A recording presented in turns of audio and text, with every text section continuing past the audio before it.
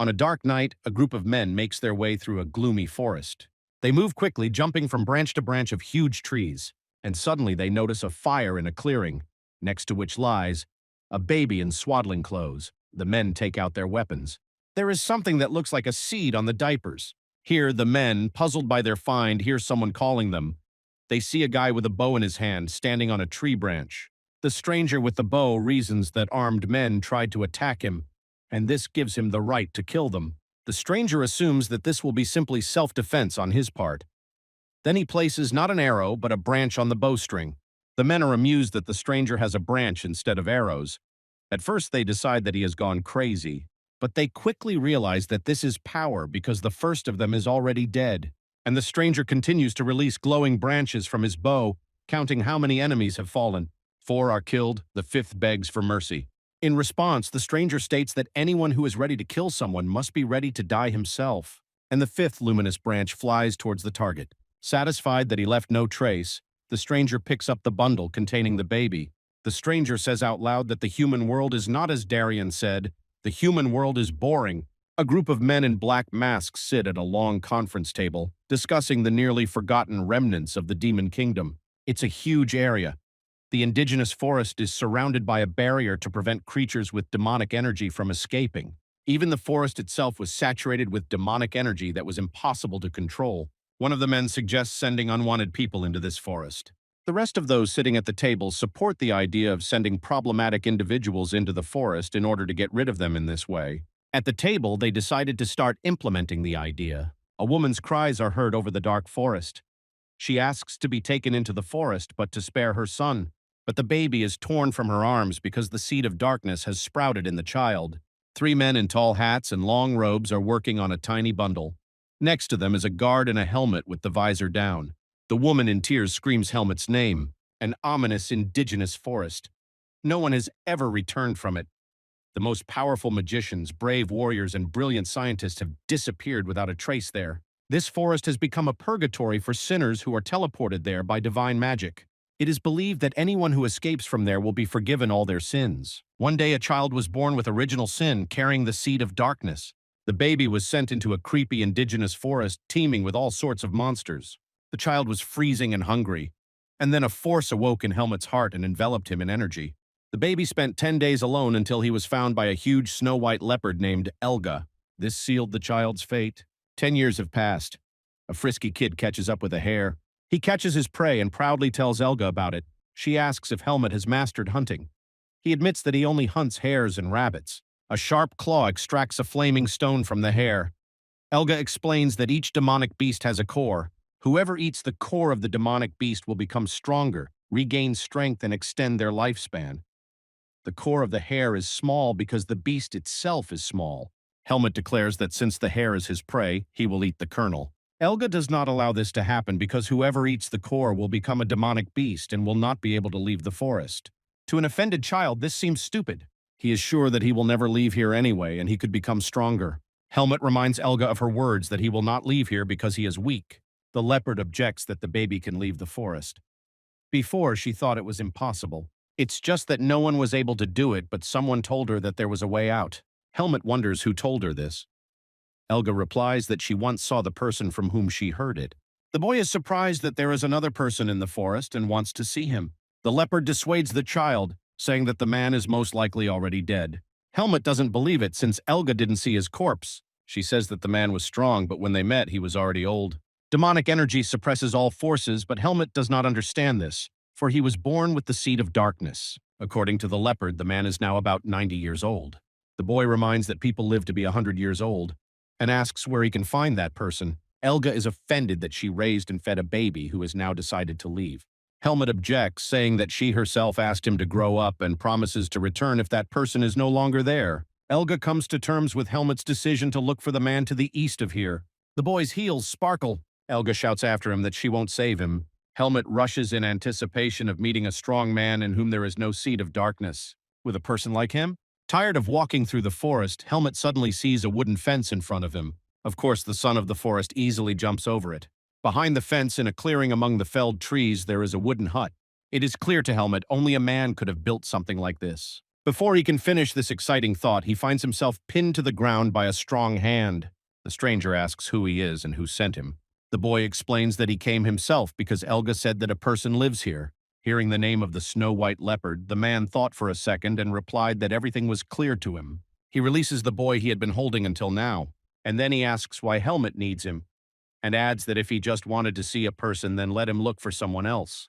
But the boy surprises him with his answer. Straightening his childish shoulders, Helmet declares that he wants to leave this forest.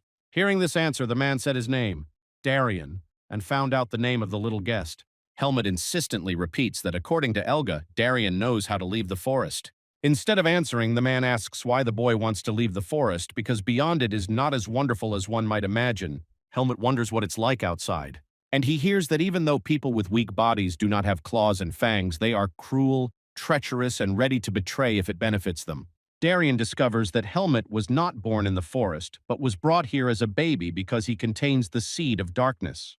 The man explains that such people are killed immediately after birth. The boy could only be pardoned because of his wealthy origins, at least noble. The word nobleman is an empty sound for Helmet. Darien adds that in the forest it doesn't matter, especially since he is indebted to Elga, whom he called that cat. The new acquaintance explains that the boy was banished because of the seed of darkness. As long as the roots of the seed are in Helmet's body, only hatred, the fate of an exile and ultimately death at the hands of another person await him everywhere. Having told him about the prospects, Darien again asks if Helmet wants to leave the forest. And in response, he receives a stubborn look from a child. He doesn't try to dissuade him anymore. Darien grabs his fiery guest under the arm despite the squeal. The man effortlessly carries the child under his arm, saying that he first needs to become a human being. And Darien will make a real human being out of him. Hanging under his arm, the boy wonders how to leave the forest, and he hears that he needs to overcome a special barrier for which he is not yet ready. Darien adds that first you need to become stronger, then meet someone who knows the right path. But for now, he cannot say who it is. The restless boy asks how to become stronger. Of course, do what Darien says. Preparation begins with sweeping the hut. Helmet doesn't understand why he should do this. The explanation that people live like this doesn't calm him down. When they complain that it is too dusty, Darien suggests an alternative: stay in the forest. The host gives the guest a separate bed. The boy will like such a novelty. Darien makes Helmet change into a shirt and pants. The clothes are uncomfortable, but the owner insists that people wear them like that and advises to take care of them since there are no other ones. Darien then takes the boy into the forest to show him what he can eat and how to get food from inedible things.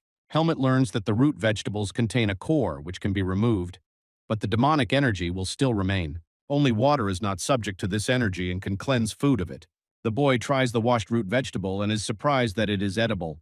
Becoming human is not easy. Helmet does not understand human life and has to perform strange tasks. For example, carrying water in buckets seems like a mockery. Suddenly, Elga appears from the thicket and the buckets fly apart in surprise. The leopard is interested in what her charge is doing. He explains that he was ordered to bring water to become stronger and leave the forest. Elga is surprised because her boy did not listen. Helmet reminds that she herself said that a person needs to live with people. The beast asks if the boy expects that people will live better. The youth does not know this, but he is sure that he will not be better off in the forest. After these words, Elga leaves. Helmet continues his non-stop training doing squats with a straight back. To all the boy's complaints, Darien relentlessly offers an alternative to staying in the forest. Watching the child's efforts, Darien sees that the survivors of the forest are not like ordinary people, and the boy's peculiarities are clearly not only in the seed of darkness. By sunset, the mentor allows the boy to stop studying. Helmet falls into his arms exhausted and hungry.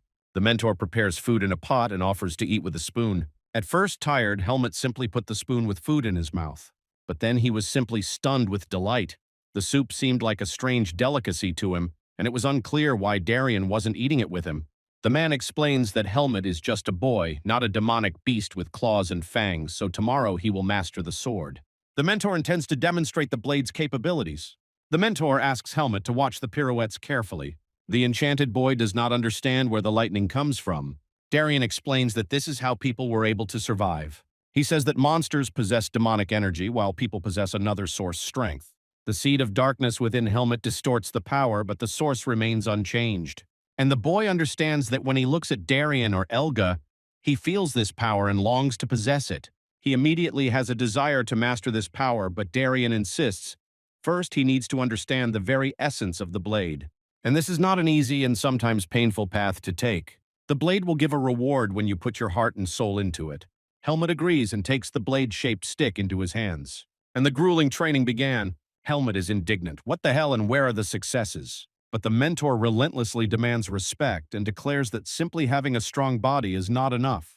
Helmut is furious that everything can't be explained at once, and Darien increasingly understands the unusual nature of his student, who does not like studying, but the process itself proceeds at an incredible speed. The teacher understands that under the influence of the seed of darkness, a person is more bloodthirsty and cruel, and the boy was raised by a demonic beast.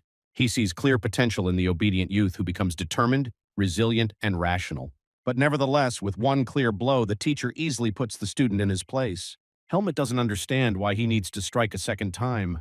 The teacher threatens to leave him without dinner if the young man does not understand the difference. He finds it strange that with the same movements, the blows cause different pain in different places and differed in speed. Darien is pleased that the student understands the secondary importance of repeating movements memorized to the point of automatism and the primacy of the balance of body and mind. And Helmut must constantly monitor these factors. The teacher believes that the young man will be ready only when his soul and body are invested in every movement, and it requires repetition of movements that, in his opinion, are similar to the work of a lumberjack, but not a swordsman. But rest is also part of the preparation, so Helmut obediently stands by the pond, simply bored. And then Elga appears, wondering when the young man managed to grow noticeably. Helmut himself does not notice this, but he is sure that he will grow even more. The young man wonders why Darien considers himself Elga's debtor. The leopard agreed to let the man live here. Helmut doesn't understand why Elga, who can't stand her neighbors, didn't engage in a fight with the man. She growls that she is the mistress of the central part of the indigenous forest and will fight anyone who invades her domain. Elga remembers the fight with the two-headed serpent Naho from the southern lands with displeasure. Naho attacked her and Darien. It was not worth injuring the serpent's opponent. Helmut wonders who would win, the leopard or the man. Elga doesn't know because demonic beasts instinctively show energy, but humans can hide their power because they are not imbued with it at birth. The young man discovers that the two-headed serpent attacked Darien because he destroyed one of the serpent's many vile zones. He doesn't understand what the disgusting zone is, so Elga invites him to take a look. Helmut doesn't need any persuasion. He jumps on top of the snow-white leopard and it soars into the air. They arrive at the place and the young man sees before him a slave farm. Helmut sees exhausted people in the pit dragging heavy stones and logs. Some do not work but beat with whips those who hesitate. The young man feels the pain of the fallen man and does not understand why he is being beaten. Elga says because he did not do the job. Helmut notices a line of peculiar people with their hands tied being led into the building. Elga explains that these are women. They will become food for the two-headed serpent Naho. Helmut learns that not all people are the same. It turns out that there are men and women. And snakes prefer to eat women because they have less muscles and more tender meat, and in order to have more of it, women are specially fattened. The men are lifelong slaves of the farm, and it is their labor that keeps the place running. The farm is protected by Naho from monsters, and the people have a leader. Elga points to a bald man in a dark cloak, Arugo, to whom the overseers report that the victims have been collected. Arugo watches the line of women enter the building. The green-haired one among them, and, saying that she was lucky, drags the woman away. Helmut is surprised that the bald man is the leader of the people. According to Elga, this is a magician who can detect people who have fallen into the forest. And if it weren't for her, Helmut would have become a slave too. He wonders why Elga didn't give it to him. She allegedly simply did not want to increase the number of human herds. The leopard suggests going back. At this moment, Naho appears nearby. The mighty monsters greet each other tensely. Elga is surprised that the snake is not in hibernation. With the appearance of Naho, Helmut experiences a strange oppressive feeling, and the reptile clarifies that the young man is precisely the child that the leopard is raising. Scaly thinks young men are tastier and asks to try them. According to Elga, the snake that doesn't eat men will do fine. Naho giggles, saying that she is right and Arugo is growing tasty people for him. Both snakeheads sniff Helmut and catch Darien's scent. Naho wants to know what connects Darien with the boy. Helmut freezes in fear, but the grinning leopard forbids the reptile to come closer. Naho laughs and calls herself a proponent of peace and love. Wondering why the boy's clothes smell like Darien, the destroyer of his farm still worries the snake to this day. Elga claims that the boy simply stole the things. The snake is satisfied with this answer, but if the leopard were not there, he would have punished the youth. The leopard threatens to tear Naho apart. The reptile does not want to fight with an old acquaintance, but hopes that she will leave and not return. Naho doesn't want white wool lying around his property. The mighty beast dispersed, and the young man developed a severe headache. Elga is concerned that the snake knows about the young man, whom she forbids to walk alone and orders to stay close to Darien. Naho won't dare appear in her domain, but it's not worth the risk. Helmut wonders if he can become equal in strength to her and Darien. Elga knows that the man is strong and it will not be easy. Few people are capable of becoming as strong. And if the young man really wants to get out of the forest, he must make every effort. Elga smells the scent of an approaching person and moves away. Darien clarifies that the young man was walking with the leopard again, but it was time to go home. Elga promises to look after Helmut, who doesn't object, and they go their separate ways. Helmut suffers from severe abdominal pain, and all because the day before Darien ordered me to eat poisonous grass. The young man does not understand why he should do this, but the mentor explains that the plant helps suppress the energy of the seed of darkness. But he obediently eats the grass and suffers from pain throughout his body, wondering what Darien fed him. And he, on the edge of the cliff, looks at the moon hidden by clouds and thinks that there are about 4 years left. Helmut continues to train hard. Darien sees that the young man enjoys practicing with the blade.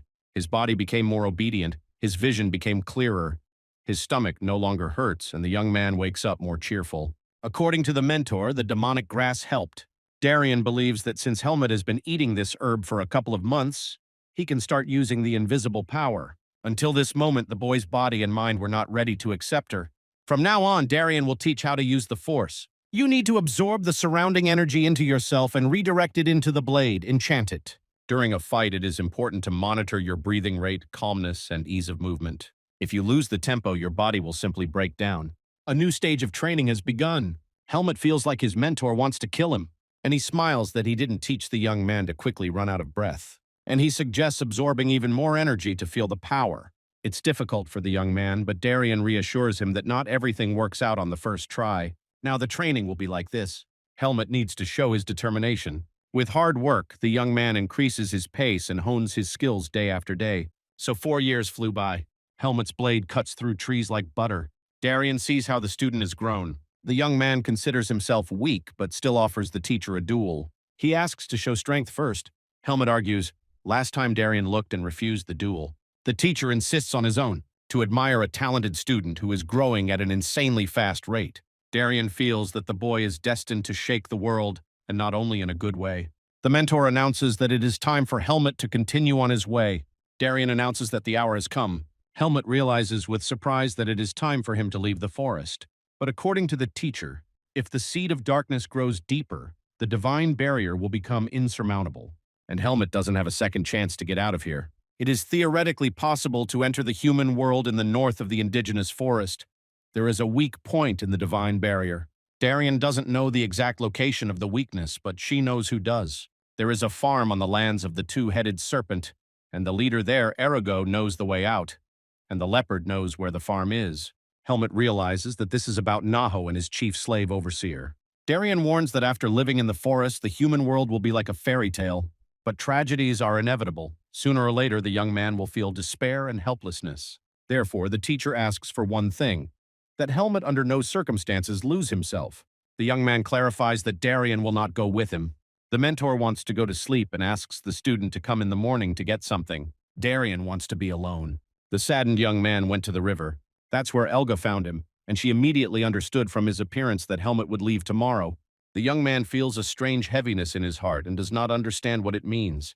The leopard explains that this is how Helmut becomes human. In the morning, Helmut does not dare to open the door of the hut. Elga encourages him. Darien sits motionless on a mat with his sword and a tied bag lying in front of him. The mentor does not respond. His blackened eyes are closed. Helmut realizes that it is time to leave. Standing in the doorway, he looks at Darien for the last time. The young man promises to always remember him. Elga knew that the man's time had come. He himself told her about it. She advises Helmut not to be sad because everything has an end, and this man was able to live until his time. Elga gives the young man a medallion wrapped in cloth. It was around the baby's neck. The medallion and chain are made of pure gold. The leopard believes the young man was born an aristocrat. Inside is engraved, "Let the light guide you," and signed by Margaret Irene. Helmut thinks this might be his mother's thing. Elga believes that she should be found. Her mother can help the young man. The leopard knows that Naho has gone into hibernation, but he will sense if Elga is in his territory. Helmut assures that he can handle it himself. She agrees and asks the young man to go because there is no other chance. Helmet wishes Elga a long life. She thanks and asks the man to take care of himself. The fenced slave farm sleeps. Erugo is about to put out the candle in his hut, and suddenly the bald magician feels a blade at his throat. Mages are ordinary people, among whom there are those who are ready to do anything for the sake of power. And black magic can make even the most worthless magician powerful. Erugo was a weak, envious mage whose strength could only be gained through the dark arts. Black magic is fueled by negative emotions, and the slave trade provided plenty of those. As a result of the investigation, his crimes became known to everyone. But the court gave him a choice, exile or death, and the coward went into the native forest, where he discovered the temple of Naho and begged the two-headed one for a position, promising to provide people as sacrifices. Black magic found other exiles who willingly began to serve Naho in exchange for their lives. Erugo created a slave farm and became its master. Naho was only interested in the flow of victims, not Erugo's dealings. Every winter the snake would hibernate and the farm would be attacked by demonic monsters every day. And Helmet put the blade to the magician's throat by a strange coincidence also in winter. The young man wants to know how to get out of the forest. Erugo realized that this was Darien's disciple, whom he had already heard about. But he is in no hurry to speak because Naho will immediately sense his death. But the two-headed one will not resurrect the dead magician, and it will not matter whether the young man defeats the snake. Mages like to keep records. Helmet is sure he will find them in the hut, but he wants to save time. Erugo agrees to tell and leads the uninvited guest to the library. No one had the courage to test the theoretical way out of the forest. Only Darien had a chance to cope. But only the student came. When asked how Darien was, there was no answer. Erugo guessed that Darien was no longer there. The magician takes some book but is in no hurry to give it back, but offers to become his student. Darien would only teach the worthy. Helmet doesn't want anything from the black magician except the book. Erugo stole this book from the secret storage of the magicians before he came here. It says that there is a huge waterfall on the border of the southern lands. Water and evil energy weaken the power of the barrier. But even though there is a weakness in that place, the divine barrier will simply incinerate people with the slightest particle of evil. Helmet knows this. He will spare the magician's life. Darien asked not to take lives in vain because the boy himself survived thanks to the mercy of the leopard. With a powerful blow, he throws Erugo away and leaves him tied to the column. Erugo is furious. The boy also blocked his magic. The magician threatens to destroy the impudent guy and appeals to the two-headed master. Naho appears and wants to know the reason why he was awakened.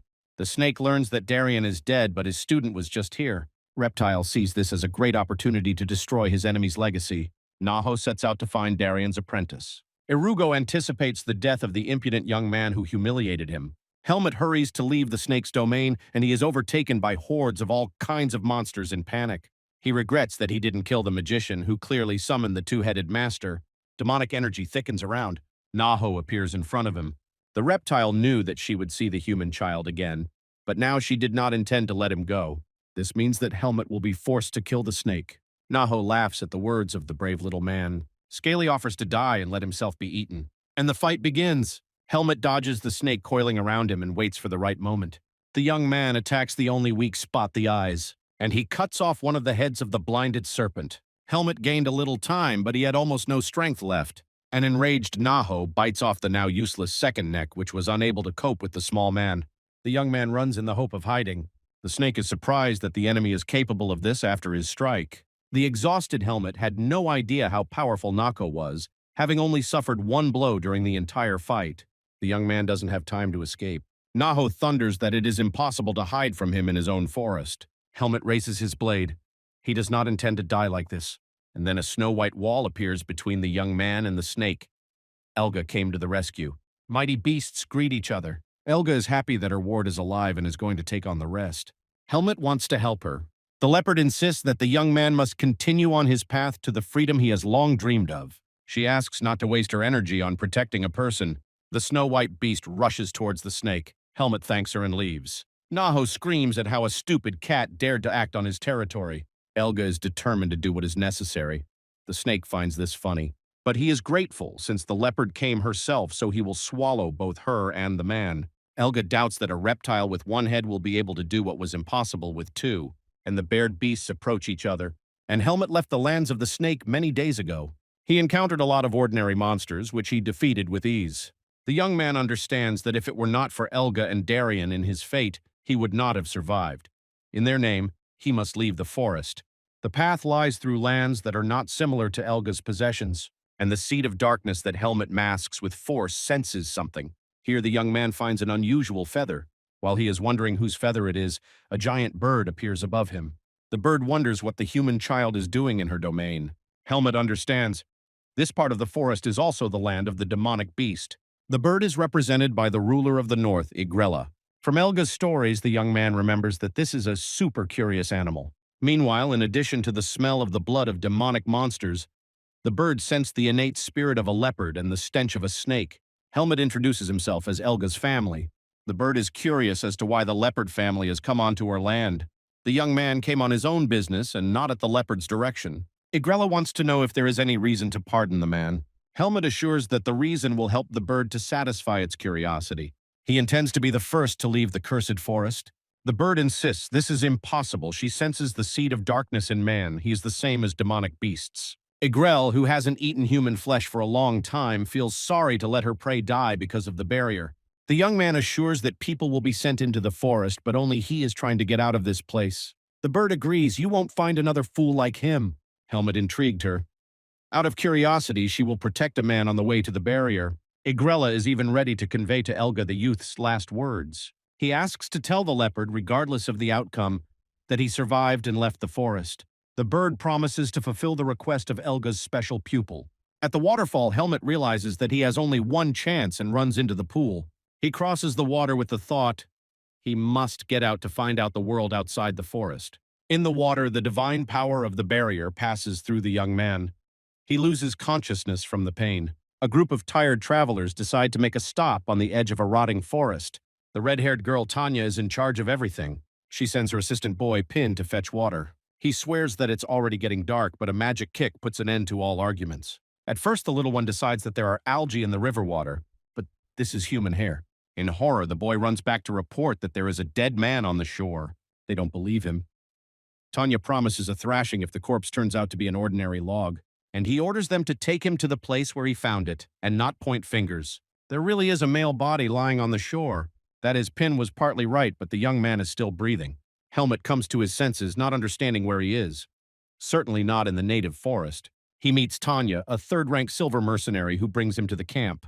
Helmet decides to keep quiet about the seed of darkness and pretends to have lost his memory. So he learns that the travelers are in a rotting forest but are heading towards the city. Tanya decides that the young man hit his head hard since he only remembers his name and blade skills. They will arrive in the city in 4 days. There, Tanya will take Helmet to the doctor, and in the meantime, she will take him under her wing. The young man is grateful. Helmet plans to eventually find the owner of the medallion, but the first step has already been taken. He miraculously survived, but is now weaker than at the very beginning of his training. And the hope that the seed of darkness would be destroyed by the barrier was not fulfilled. Although Helmet is alive only thanks to him. In the morning, the members of the squad look at yesterday's foundling with surprise. A simple wash turned a seemingly weakling into a nobleman. The young man repeats that he remembers nothing about his origins. From now on, he becomes a new member of the team. Pin egged on Tanya, who spoke affectionately to the handsome man, for which he immediately gets punched in the jaw. The lively girl tells us to pack our things and move on. Pin and Helmet, being the youngest, must collect everything. Pin clarifies that the new unusual comrade will be able to keep up with the squad's fast pace. Helmet sees a horse for the first time and pets the docile animal. Pin is surprised because they are the same age, but it is unlikely that an aristocrat would be kind to a pack animal. Helmet promises to keep up on foot. In the native forest, he recovered in less than a day, and he thinks that walking will speed up this process. In the city, Tanya keeps her promise and takes the young man to the doctor. But I am not satisfied with the results of the examination. Helmet is physically healthy. She calls the doctor a charlatan. He thinks the girl is simply attracted to the handsome young man, but he prescribes medication. Tanya explodes with indignation. Tanya and Helmet are walking around the city. She clarifies that the guy feels well, having rested in the tavern. The girl suggests a duel while there is still time. What if Helmet remembers something about himself during the fight? They come to the training ground where everyone spars. The squad members are happy to see the newcomer. The guys joke that Tanya will ruin a beautiful face, not her own, for which naturally they immediately receive it. The duel will be with wooden blades. The one who falls first loses. Helmet is not in shape yet. His strength has not returned. He chooses a strategy to parry and counterattack. The spectators actively encourage the newcomer. Helmet considers Tanya stronger than himself, and she is surprised by the young man's skills. He cannot withstand an open battle in his current state, so he evades, but his body does not have time to follow his thoughts. As a result, the guy lands on the ground. Helmet admits defeat. He lost not even to the second, but to the third rank. But he is surprised that she beat him so easily with weaker fighting technique and predictable movements. Darien's admonitions come to mind that the human world must be taken seriously. Everyone vies with each other to console Helmet. Tanya is an excellent fighter, and no one expected the young man to win. And unlike Pin, Helmet fights well. He meets the red-haired captain of the mercenaries of the Vanguard, Finn. He has a gold second rank. The members of the Vanguard mercenary squad assure that Helmet passed their test with flying colors. Finn adds that since they saved him, they couldn't leave him alone in the city, so they decided to check if he was ready to join the team.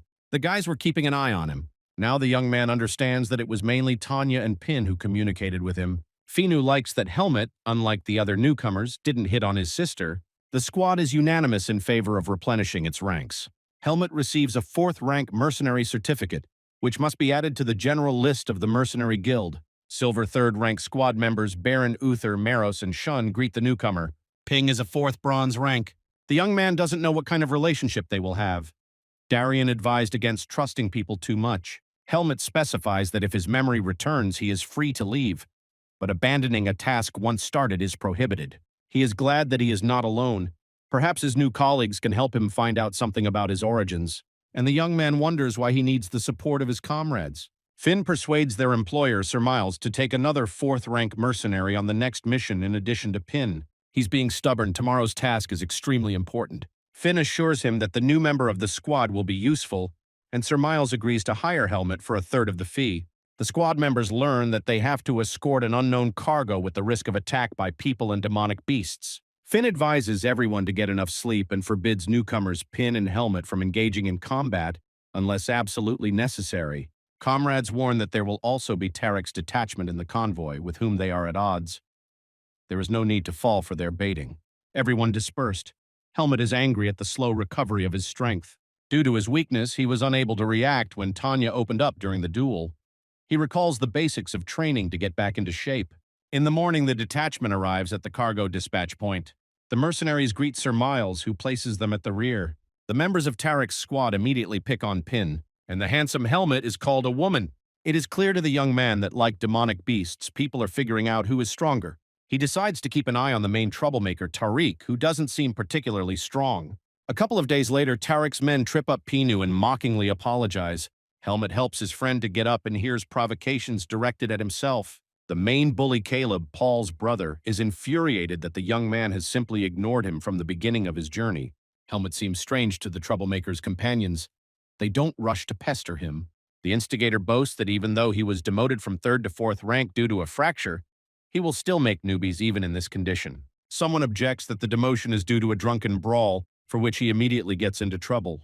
And the troublemaker is angry, saying that as soon as Paul reached the 2nd rank, he turned up his nose and demoted his brother because of a couple of fights. Caleb is furious that Helmet is ignoring him. He asks the rest of the squad to help him have some fun.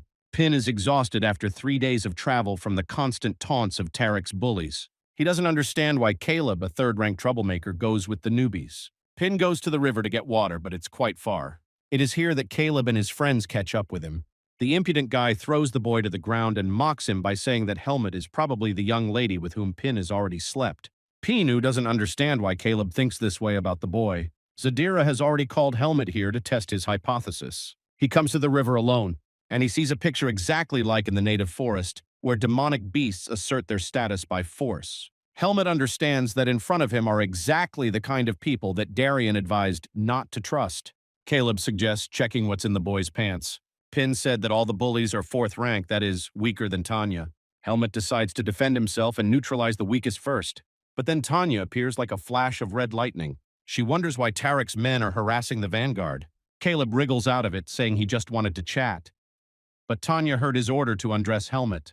The bully tries to turn everything into a joke. The girl threatens to cut out his tongue because Caleb and his gang are all 4th rank. She promises that next time there will be no peaceful dispersal. Tanya reassures Pin that there are many more situations like this ahead.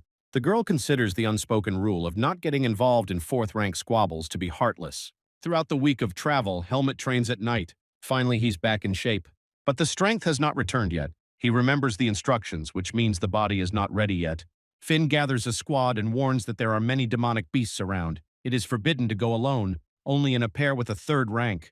Helmet understands that he will not be able to continue night training for now. Pinu wonders if the boy has encountered demonic beasts. He had heard from other members of the squad how scary the monsters were. Helmet doesn't remember anything, but he believes that not all animals are terrible. The mercenaries, relaxed by the calm way, are discussing how they will spend their earnings. Suddenly, one of them is splashed with blood, and before him appears a huge demonic beast with a bloody muzzle.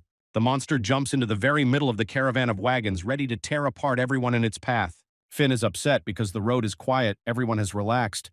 Even he did not expect an attack now. A giant demonic macaque throws away everyone who runs up to him one by one. Tanya notices that the monster did not appear on its own and orders everyone to prepare for battle. Pinu and Helmet are told to hide under the carriage and not to stick their heads out. The fair-haired youth does not need to be asked twice, and Helmet is annoyed that he can't help in any way yet. He watches a ferocious monster that is much weaker than Elga and Naho, but still powerful. The young man learns that among all the mercenaries, only 3 second-rank captains, Finn, Paul, and Max, have access to power. It is they who take on the main beast. Third-rank mercenaries deal with ordinary monsters. They have more than enough work. Helmet is surprised at how successfully the captains operate. The trio of second-rank warriors use their strength to confront the monster. The young man realizes that Darien was right. Don't underestimate humans. Their strategy works. The demonic beast remains alone. The ordinary creatures are defeated. The captains still have enough strength, and they decide to finish off the monster. As if reading their thoughts, the monster soars into the air and disappears among the treetops. Tanya clarifies that there will be no pursuit. This time they are being paid for the cargo escort, not for clearing out monsters. Mercenaries check the losses. Tanya allows the sweet new couple to come out. Pin asks for help. His legs are numb. They are tasked with checking the horses and carts and then searching the monsters to make sure they are all finished off. Helmet did not know that the skins of demonic beasts and their seeds of darkness were valuable. Maros shows the seed of darkness. The young man had never seen them before. Pinu was told that the seeds of darkness turn people into demonic beasts by absorbing their minds. Often, people with the seed of darkness do not live to be born or end up in the native forest. They are alarming because they can become monsters at any moment. And Darien said, as long as the seed of darkness is within, death at the hands of people is inevitable. Helmet does not believe in the prospect of becoming a demonic monster. After all, his mentor taught him to suppress the seed of darkness with force. But when the power returns, it will have to be hidden. Finn remembers himself as a young man watching the newcomers. Pin is about to skin the vile monster, but Helmet asks him to wait. There is something wrong with the monster. The friend waves it off, and suddenly the animal lying at Pin's feet comes to life. With lightning speed, the blade jumps into Helmet's hand. The beast is cut into pieces in a second. Pin, stunned with fear, thanks his friend, and Helmet feels that the blow was instinctive and not like in training. Apparently, his strength has returned. Sin clarifies that they dealt with the unfinished beast. He had no doubts about Helmet after the duel with Tanya. The comrades thank the young man and promise a double portion of soup for saving Pin. And Tanya wonders if she imagined the glow of power when Helmet drew his sword from its sheath. In the evening, Helmet feels in the clearing that his strength has returned. In a couple of days, its level will be restored. But then Pin calls him. They will assign patrolmen. Finn decides to take 3 shifts. Burn with Sin, Maros with Pin, Tanya with Helmet. The wounded Uther will rest. Everyone except the sentries goes to bed. The power allows Helmet to sense the presence of the monster that escaped in the morning.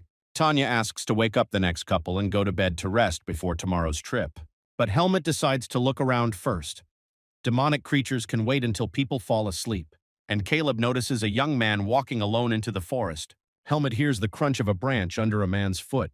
The bully provokes the young man, confident that the red-haired girl will not appear. Helmet calmly reasons that the mercenaries support each other, but Caleb behaves unworthily like a beast.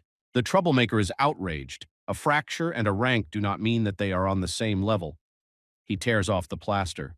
Caleb lunges at the boy, intending to smash his skull. But the unperturbed Helmet brings the fighter to his knees with one hand. Caleb doesn't have animal instinct, otherwise he wouldn't have attacked someone stronger. Enraged by this turn of events, the bully again attacks Helmet, this time with a sword. He sees the young man draw his blade and understands that he has power. Helmet strikes his opponent's legs. He is annoyed that he was unable to control his strength due to being unaccustomed to it. As he expected, the fight was extremely fast. If the wounded man escapes, he will immediately give him up. Helmet considers whether it would be better to finish him off, although Caleb begs for mercy. With these thoughts, he feels a seed of darkness inside him and feels like a demonic beast. But he pulls himself together and calms down. After all, he is a human being. While Helmet struggled with himself, the wounded man crawled away. Caleb is driven forward by the outrageous thought that the hated youth looked stronger than the mourning monster. But Caleb's efforts to crawl away are stopped by the paw of that very monster. Following the bloody trail, Helmet comes straight to the demonic beast. Helmet approaches the monster that took his prey with complete calm. But now everything is not the same as at the first meeting. The young man draws his sword and is about to get down to business. But the creature growls and steps back. This demonic beast is not ordinary and can sense the enemy's strength. Helmet orders the monster to take the corpse and get away, otherwise there will be 2 corpses. After these words, the beast soars upward and disappears behind the trees. The young man feels that this monster will still appear, but now he needs to tell everything to his comrades who are already approaching with torches. At the camp, Helmet told everyone how Caleb had chased him with the intention of beating him up, but he himself had become a victim of a demonic beast that had appeared out of nowhere. Caleb died while continuing his bullying of everyone, and Helmet was put in danger. On this occasion, a squabble breaks out between the mercenary squads. Max reproaches everyone for keeping quiet about Caleb's behavior. Caleb's older brother, Paul, is indignant. Tanya is indignant that the bully wasn't immediately brought to his senses. The dispute ends with the appearance of Sir Miles. The employer blames Tarek's squad for what happened and promises Helmet compensation. Everyone needs to remain vigilant now. There are already 3 dead. Tanya gave Helmet a hard whack on the head for not telling her about the conflict earlier so she could help. And it's not clear why the young man was wandering around the forest. But the young man cannot say that he left for the safety of the detachment. Tanya immediately thaws and asks for forgiveness. She was afraid for Helmet, who shouldn't walk alone anymore. And at that moment he experiences a strange, cool feeling that warms. Human closeness. He felt the same from Darien. He promises Tanya to be careful. The mercenaries are on guard and intend to cover the distance as quickly as possible. But hordes of simple demonic beasts constantly attack Finn's rear detachment. Even Pinu doesn't understand why the creatures are only attacking the rear. And Helmet feels the distant presence of that monster who sends small creatures to wear them out. He has a strong feeling that the demonic beast is clearly waiting for something. The squad members treat the wounds, joking about the methods of getting them, such as someone who was bitten on the arm won't be able to reach a comrade who was bitten on the leg. Uther, Sin, Maros have already suffered, but the attacks also continue. Finn and Tanya are glad that the newcomers are holding up well. Helmet wields a blade, but Pin's instincts help him dodge. The animals hardly touch Tarek's people, and this is unusual. Tanya believes that due to the friction and 3 dead, there is no point in counting on their help. Sir Miles talks to Paul from Tarek's squad at night. The employer is worried that with such intensity of attacks, Finn's squad will inevitably perish. He finds it reasonable to help them for the sake of everyone's safety. Paul believes that we need to be more efficient instead of thinking about the common good. According to Paul's plan, the beasts are only occupied by the rear guard, and since the most valuable cargo is in the first wagons, they can simply leave the forest without looking back. At first, the shameless idea outrages Sir Miles. But the thirst for profit prevails. The monsters are wearing them down, and if they lose even more mercenaries, the compensation will lead to losses. Paul's option will allow you to survive without regard for honor and conscience. The intensity of the attacks does not subside, but after the morning battle, Finn's exhausted detachment, in which both horses and people are tired, brings up the rear of the caravan. Tanya thinks it was too much that Tarek's squad simply stood and watched the battle. Finn admits that this does not promise them any help. At this moment, the vanguard of the column accelerates sharply. To Finn that they had been betrayed and left to be torn apart by the tireless creatures. Helmet feels like they are surrounded by monsters on all sides. He sees that the head of the column has saved himself by exposing them. It is not known how many will survive after the battle, but there is still one chance. If Helmet, having regained his strength, enters the battle, the animals sense that there aren't that many people left. Finn gives the command to fight, and the mess began. Helmet understands that he will reveal himself, but it doesn't matter anymore. The young man does not want them to die today. He has not forgotten Darien's covenant, but at this moment he will try to trust the people. His comrades are preparing to leave this life with dignity. He calls out to his comrades and asks them to keep a secret about what is about to happen. People were simply taken aback, their mouths open. Using his power, Helmet soared through its waves and rushed into the thick of the beasts. The gleam of his blade created a real light show. The magical beasts fled in panic with screams. Helmet sheathed the blade. For the stunned comrades, what happened looks like a miracle. Helmet says he simply regained his strength, and the pathetic creatures retreated after the first losses. So Tanya didn't imagine it last time. She and Pin are shocked by who the river washed up on them.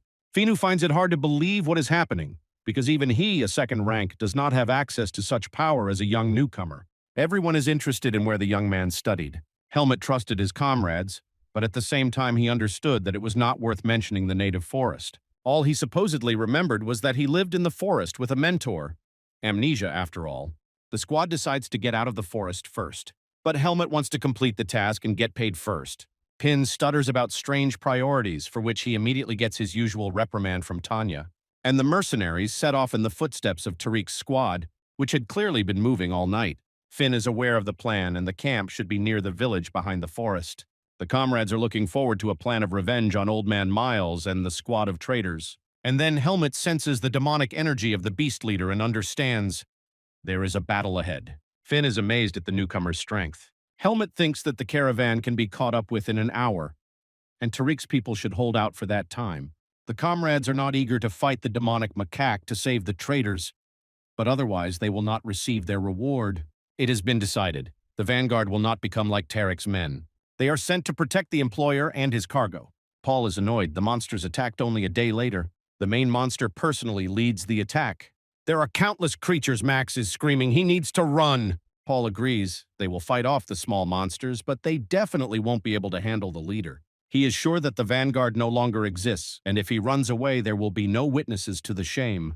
Their people do not understand the command to scatter, but Max and Paul are already flashing their heels. Miles sees this from the carriage window. Finn's squad was a mistake.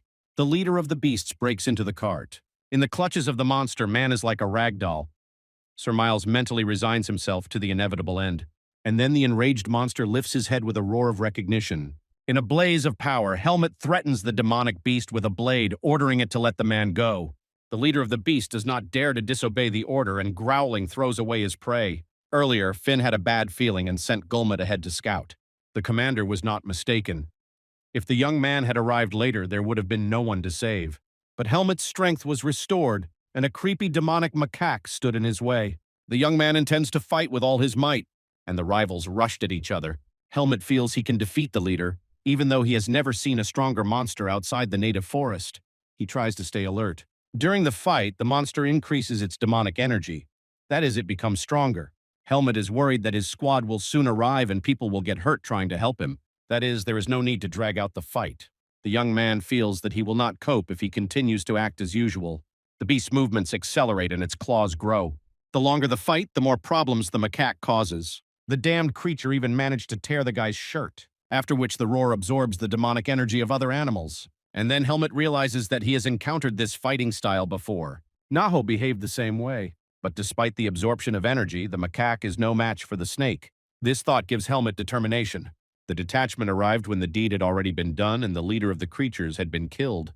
Looking at the scene of the massacre, it is clear that the captain betrayed his own squad and Tariq's men began to scatter, unable to cope with the influx of monsters.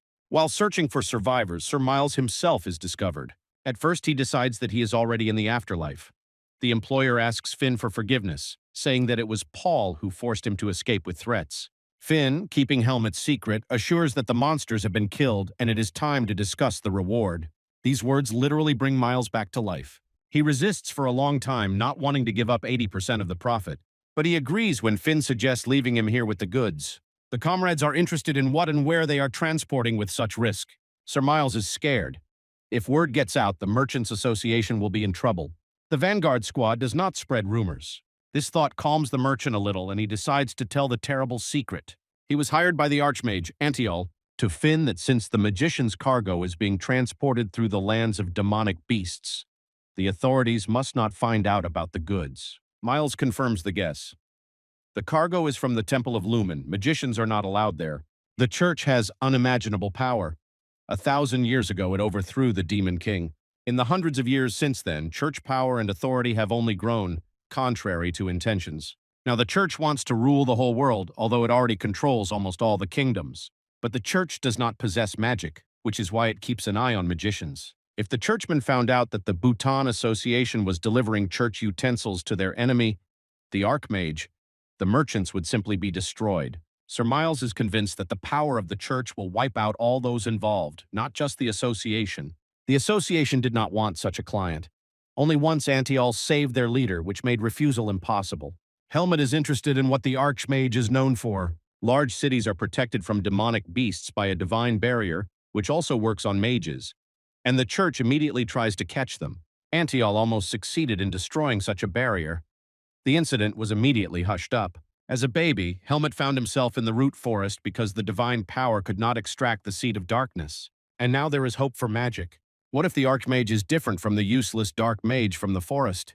Having reached safe territory, the detachment immediately makes camp. Finn calls Helmet aside to talk. In gratitude for saving him, he gives the young man an expensive stamina-restoring pill. After swallowing the pill, Helmet feels warmth spreading throughout his body. Finn solemnly promises to come to their aid if necessary when the young man leaves them. Not just because Helmet saved the Vanguard squad, but because that's what true friends do. As the thinned-out caravan enters another clearing, Sir Miles announces that they are there. But this is not the destination itself because the goods must be delivered personally to the customer. He takes out a glowing amulet and a portal opens in the old tree. Everyone is wondering whether this is magic or an illusion of spatial movement. Suddenly, the travelers find themselves in front of a very tall tower. The Grey Archmage personally greets representatives of the Bhutanese Traders Association. He is glad that the order was completed in full, but he expected more people. He feels that there were losses. Miles told of a huge monster due to whose attacks a third of the squad survived. Antiol senses the dark energy and realizes that the cart contains the carcass of a monster. For the delivery of the slain beast, the Archmage will pay an incredibly generous sum of 150,000 marks additionally. Helmet feels that he is facing a very powerful mage, unlike Erugo, but he skillfully hides his power. At first sight, the young man interested Antiol. The Archmage explains that a specialist of his level is able to see the very depths of a person. The young man has no intention of continuing the conversation. It is clear to the magician that he wants to keep his secret. He waved his wand and a magical barrier appeared above the interlocutors. The Archmage knows many secrets and respects them. Their conversation is inaudible to other people. Antiol swears this by his own name, the oath of a magician. Anyone who breaks it will lose a huge part of his power. Helmet asks if the seed of darkness can be extracted. Alas, no. The seed contains the core of demonic energy, which is born in the baby and gives it life, merging with the body into one. Getting rid of the seed means death. Helmet is disappointed. Antiol is not a god, but a magician, and he is extremely surprised that the young man controls the seed of darkness. The magician thought it was impossible, because the seed imbues the bearer with a foolish thirst for demonic energy, granting black magic in return. And if this magic is rejected, then the darkness will begin to absorb the bearer, provoking him to bad deeds. Eventually, the host will give in and sooner or later lose their mind. And absorbing demonic energy will make the host something like a demonic beast. Antiol considers Helmet's situation unique. It is possible that the young man could block the seed with force or light magic. But seeds without magic absorb the mind much faster, and both options for containment take a long time. If the church does not detain Helmet, the Archmage will gladly meet with him again. Antiol is certain that the priests of Lumen would hardly have recognized the seed inside the youth without a thorough examination of his body. The Archmage himself revealed the seed only because of its reaction to the energy of the killed monster. Otherwise, it would not have been possible to do so. That is, Helmet should not appear near magicians or demonic energy. Antiol is sure that the young man's path will not be easy. He has every chance of achieving greatness, provided that he does not attract the attention of the churchmen. But all carriers of the seed of darkness turned into criminals or monsters. Ultimately, the seed makes the carrier its slave. Then Helmet will destroy many people, destroying this world.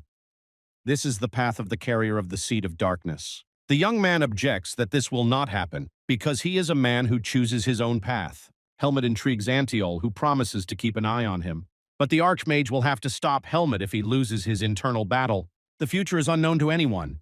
It is possible that Helmet will surpass Antiolus or conquer the darkness itself. Finn hands Helmet a hefty purse containing a quarter of the total profit, and after rummaging around in the cart, he hands over a duffel bag found while unloading the goods. The young man is glad because he thought the things were lost when they crossed the barrier. Then a joyful pin flies up, eager to show the newcomer the mercenaries' headquarters. But the young man and his detachment won't go any further. The fair-haired one immediately gets upset, and immediately, as usual, he gets a beating from the red-haired one. Tanya advises Helmet to keep the temporary certificate of a third-rank mercenary, Higher ranks are not included in temporary documents. The red-haired girl asks to take care. Helmet promises this and thanks the squad for everything. Pin bursts into tears, and Finn reminds him to call if he needs help. And Helmet leaves with the same feelings as when saying goodbye to Elga and Darien. He cannot stay without encountering demonic power. And his goal is to prevent the Archmage's prediction. He sees only one way, to become stronger so that the darkness cannot take hold of him. Meanwhile, Max and Paul, who had fled the battlefield, are sitting with mugs and lamenting the unsuccessful contract because Caleb died. But they come to the conclusion that the other members of Tariq's squad are also dead, which means they can put together a new one with more intelligent people. And then Paul notices a detachment of Vanguard passing by outside the window. The couple immediately hides in shock from the fact that the mercenaries survived in full force. Now their career is finished. The guild will find out about their betrayal anyway. Now they, second-rank mercenaries, will have to make a living by stealing in order not to die of hunger. It's getting dark. Helmet enters a tavern where a drinking group loudly boasts of their exploits. The young man sits down at the table thinking that he can't stop at the mercenary headquarters. But being on the road all the time is also not an option. The world is much bigger than he imagined. It took him 3 days to get to this place. And it is unlikely that all people will be like Finn's squad. Helmet remembers the duffel bag. He opens it and looks at the 2 purses. He received more payment than his mentor gave him. The young man has no understanding of money or its value, but he sees the edge of the letter, and he takes it out, wondering who wrote it, Darien or Finn. A letter from a mentor. If the student reads it, then Darien is dead, and the young man was able to get into the human world. Everything there is different from the usual indigenous forest. Instead of aimless wandering, Helmet should head to Baden and enroll in the Greta Academy, where his peers are studying. The background of the students there does not matter, but you can't get into this institution off the street. To do this, you need to find Aiden, Kudro, who has sworn allegiance to Darien and shows the sword. Thus, Kudro learns that Helmet is Darien's apprentice. The teacher is convinced that if the student has coped with his training, then life in the human world is within his power. He asks him to take care of himself. The letters were written with a shaking hand, clearly with the last of his strength. Helmet mentally thanks the teacher who, even after death, helped him find his purpose. The waiter brings the food and asks for 15 marks for it. The amount means nothing to Helmet. He simply hands over 1 coin. The waiter beams. He has 1,000 marks in his hands. Helmet asks to count his overnight stay as well. He will continue his journey at dawn. From Finn, he received payment of 90,000 marks, and the 1,000 coin attracts the attention of the ringleader of the drinking group nearby. He brazenly demands to borrow 20,000 marks for a drink, and unexpectedly receives a calm refusal. The ringleader throws his fists at me to show his indignation, but to no avail. The rest of the gang rushes to help the ringleader, but it's no use. Helmet advises them to get out. The gang leaves with a promise of revenge, saying that the kid doesn't know who he's dealing with, so he can expect a knife in the back. The young man is infuriated by the fact that most people, unfortunately, are like Caleb.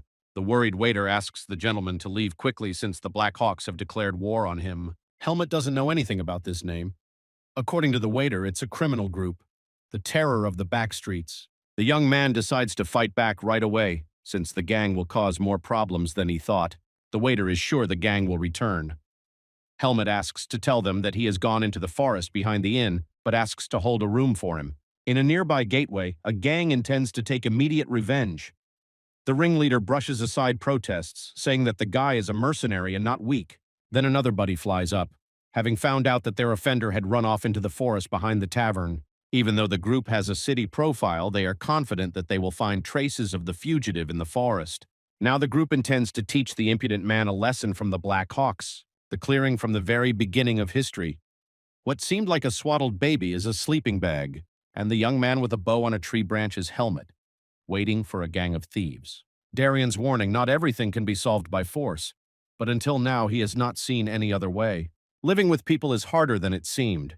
Some behave like demonic beasts, others are ready to give their lives for you. Those who look like animals should be treated as animals, Helmet decides. Here the pursuers appear, to whom he openly informs of his intentions to kill everyone. The Blackhawks are nowhere near Tanya's skill level. For Helmet, the gang is just a pitiful sight, but encounters with people help you get to know them better. The young man is about to return to the tavern to rest, but a sudden pain in his chest does not give him peace. The seed absorbs the energy of murder. Helmet realizes that he can expect problems from the Blackhawks when they find out about what happened. He didn't expect the Seed of Darkness to react to human murders, and he is annoyed by the need to avoid any battle. Helmet wants to get to Baden as soon as possible. The leader of the Black Hawks, Anton, is informed about the bodies found in the forest. There is no murder weapon. He orders the killer to be found. Two second-rank mercenaries come to Anton at once. He is pleasantly surprised that they came to join voluntarily. But Max and Paul must prove their seriousness in joining the group. Find the mercenary who killed 5 of their people with one blow. It is known. The killer looks like he is 16 years old, but his skills are clearly not lower than the 3rd rank. He stopped at a tavern near the forest.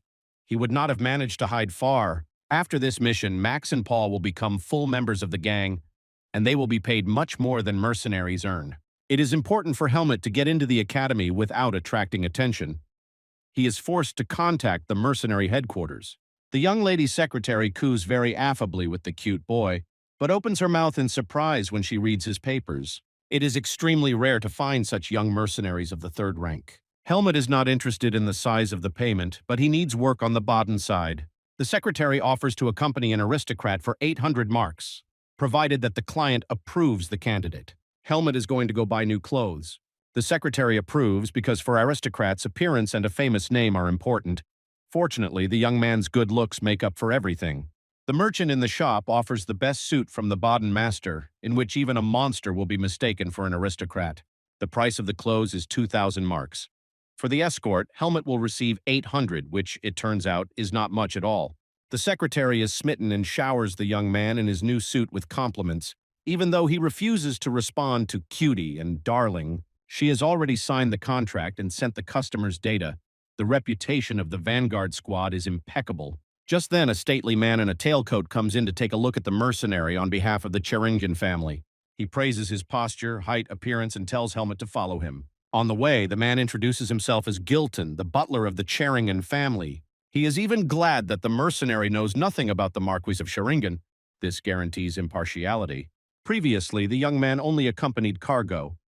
Gilton believes that this is almost the same, only you are guarding a person, not goods. He promises a bonus for good work. The butler likes the mercenary's clear and concise manner of speech, like that of a military man. They come to a large mansion, a hotel where Lady Cheringan is now staying. They are met by the knight Kedrick, who is slightly puzzled by the mercenary's youth. They all go to the dining room where the lady is having breakfast. There, Helmet sees a blonde girl who won't let the guy in the robe eat in peace. From the girl's babble, it's clear that his name is Aria. A girl's childish crush can be seen from a mile away. The butler wants to introduce her. This is Lady Gina Cheringan, with an accompanying person. Gina didn't even glance in the direction of the mercenary. She trusted Gilton's choice and intended to continue the conversation. But the guy interrupts her monologue, gets up and goes to get ready. When Aria, who unlike Gina has paid attention to him, passes by, Helmet feels something strange. Helmet is sure Aria is not an easy guy. Lady Jenna shoots out from behind the table, intending to catch up with the guy. Gilton explains that this is a guest of the 14-year-old aristocrat, known at the Greta Academy, where she is going to enroll. Lady Gina accidentally ran into him and brought him along with her. Departure in 2 hours, the butler sends the young man to the stable to take a horse and wait near the carriage. If you need anything, ask Kedrick. The horse that Helmet received was extremely spirited, but supposedly the only one free. Not at all like the docile animals in Finn's squad. Lady Gina, as soon as she sees Aria, pulls him into the carriage under the pretext of talking. But when the boy with glowing purple eyes walked past, Helmet realized his feeling. Aria was a magician. Light or dark, it's not clear. It's worth watching. In the carriage, the girl pesters Aria, the star of the Greta magic faculty, with her worries about exams. He hardly interrupts the monologue, but Lady Gina ignores the remark about self-study at the academy and extracts a promise to find a tutor. Aria personally refuses to do any preparation with her and suggests that she just rest now. Helmet gallops alongside the carriage in the vain hope of hearing something useful. Meanwhile, the Blackhawks bandits found out what order Helmet had taken from headquarters. The squad consists of knights and mercenaries. You can't harm the aristocracy, otherwise there will be a stir. Only one person is needed. Paul doubts the need for such an effort. The leader is interested to see how everything will turn out, plus the Blackhawks have no living enemies. This approach is close to Paul. Charrington's detachment stops for the night at the only inn in the area, which the girl is extremely outraged about. Helmet goes out at night to train and is pleased to feel his strength increase. He looks forward to focusing on his studies at the academy. Suddenly he feels some presence and, looking closer at the dark forest, notices an owl. It was Aria in his room watching the unusual mercenary through the bird. But once he was noticed, which would hardly have been possible for an ordinary person, it would not be possible to spy further. Arya reflects on how rare it is to find talented third-rank mercenaries at such an age. His thoughts are interrupted by a knock on the door from Lady Jenna. She urgently wants to talk. Luckily, the maids pull her away. The Marquis ordered that his daughter be put to bed at 9 p.m. The next day, the travelers decide to make a stop for lunch at a spring. The warriors, complaining of injustice, chew dried meat and watch the lines of maids. They serve more and more dishes to the ladies. Helmet takes the mug but feels a strange taste in the water. At first he thinks it's poison, but the whole squad drinks and everything seems fine. Gilton feels tired but goes to the carriage to report that everything is packed and they can continue on their way. But Lady Gina is dreaming about a magician right at the table. Everyone falls asleep almost on the move. The butler rushes to look for the knight Kedrick, who is already asleep. The whole squad fell asleep wherever they were, except for Helmet, who is pouring water out of a mug. Someone's footsteps are heard from the forest. The Black Claw men approach the campsite openly, confident that they have bought a good sleeping pill and will punish the mercenary without prying eyes. Max and Paul, at the head of the bandits, were taken aback. Not only was the youth not sleeping, but he was also a newcomer from the Vanguard squad. Helmet also recognized the escaped second-rank mercenaries from Tarek's men. The traitors have joined the Black Hawks. The insult hurts the couple, who already consider the young man their prey. Helmet draws his blade, realizing that there are too many villains. A blinding light appears here. Arya's magic. He tells the bandits to put away their weapons and get out if they want to live. The bandits are surprised that the expensive sleeping pill didn't work on both boys at once. Arya scolds Helmet not to turn his head, but to keep an eye on the enemies. Paul finds out that the people from the Black Hawks themselves did not expect to meet a magician here. He orders the bandits to stay out of the way while he deals with the boy and then clean up. Paul pounces on the hated youth with the intent to kill. Max takes on the mage, whom he advises not to resist for a quick death. The forest is disturbed by the sounds of the fight. Helmet alone would have clearly had a hard time with 2 mercenaries and a crowd of bandits. Luckily, there is also a magician here. The young man declares that the traitor is no match for him, and he sees a glow of power around Helmet and gets even more furious. Paul doesn't understand how a 4th-rank rookie can resist him. Of course, Paul soon ends up lying on his back, wondering where Helmet got such power from. But this does not concern the traitor. The young man allows him to gather his bandits and get out of there for the first time. Paul would rather die than run away. Helmet does not understand how a traitor abandoned his people to monsters, and here he is trying to show a parody of nobility. The young man hopes that the magician is also okay and returns to the parking place. He sees the bodies of bandits scattered across the clearing. Max growls in rage. Who is this youth? Arya calmly repeats he is a magician. The bandits are indignant about where the vile magician came from. He doesn't care about the gang's plans, but unfortunately they ended up in Arya's path. Max stubbornly tries to finish off the impudent boy, but in vain. The magician calls on the bandits to stop trying and come to Baden together. The immobilizing spell leaves no chance for the unfortunate to escape. Rings of fire catch up with the scum everywhere. Arya sees that Max still managed to slip away. The traitor, who barely escaped, is surprised that the Black Hawk group wants to kill a member of the Vanguard squad who also has a mage with him. Max freezes when a young man passes by without a single scratch, which means Paul failed. Helmet returns to camp. Arya throws him a coil of rope to tie up the prisoners so as not to waste any more magic on them. The magician will hand over the bandits to the Baden prison. According to Darien, they keep people there for bad deeds. Helmet regrets that a couple of mercenaries will again manage to escape punishment. Arya wonders why the boy hasn't fallen asleep. He allegedly did not drink water, but the magician saw that he drank, which means he is lying. Helmet asks in response why the sleeping pill didn't work on Arya, who was also drinking. The magician can cleanse himself. The young man wonders if the magical aura around the guy helps with this. Arya doesn't understand how Helmet can see his aura, but he feels rather than sees magic. The young man adds that it is none of his business. Let the magician hide whatever he wants. Arya turns away, thinking that the young mercenary is annoying him. When everyone woke up from sleep, the butler was in 7th heaven because the magician saved them from something irreparable. He modestly refuses gratitude. He simply did what was necessary. And most importantly, he was helped by a young mercenary who also did not fall asleep. The magician Helmet's eloquent look doesn't work. They say he's simply not sensitive to medications. Jenna flies out of the carriage, burning with the desire to thank her savior, and proposes to marry her. Arya thwarts the lady's intentions. His fiancée is waiting for him at home, and the wedding will take place immediately after graduation from the academy. Naturally, Lady Jenna immediately goes into hysterics. Everyone tries to calm her down so they can move on. Finally, the travelers are at the gates of Baden. The butler thanks Helmet, promises to leave recommendations at the mercenary headquarters and hands over a purse with 10,000 marks. Gratitude from the Cheringans. Helmet thanks and also thanks the magician for his help. He looks at the large and crowded city on the way to Greta Academy with surprise. The academy is a whole complex of buildings with alleys and fountains. Once inside, he finds out from the secretary that Eden Kudrow is the swordmaster of this school.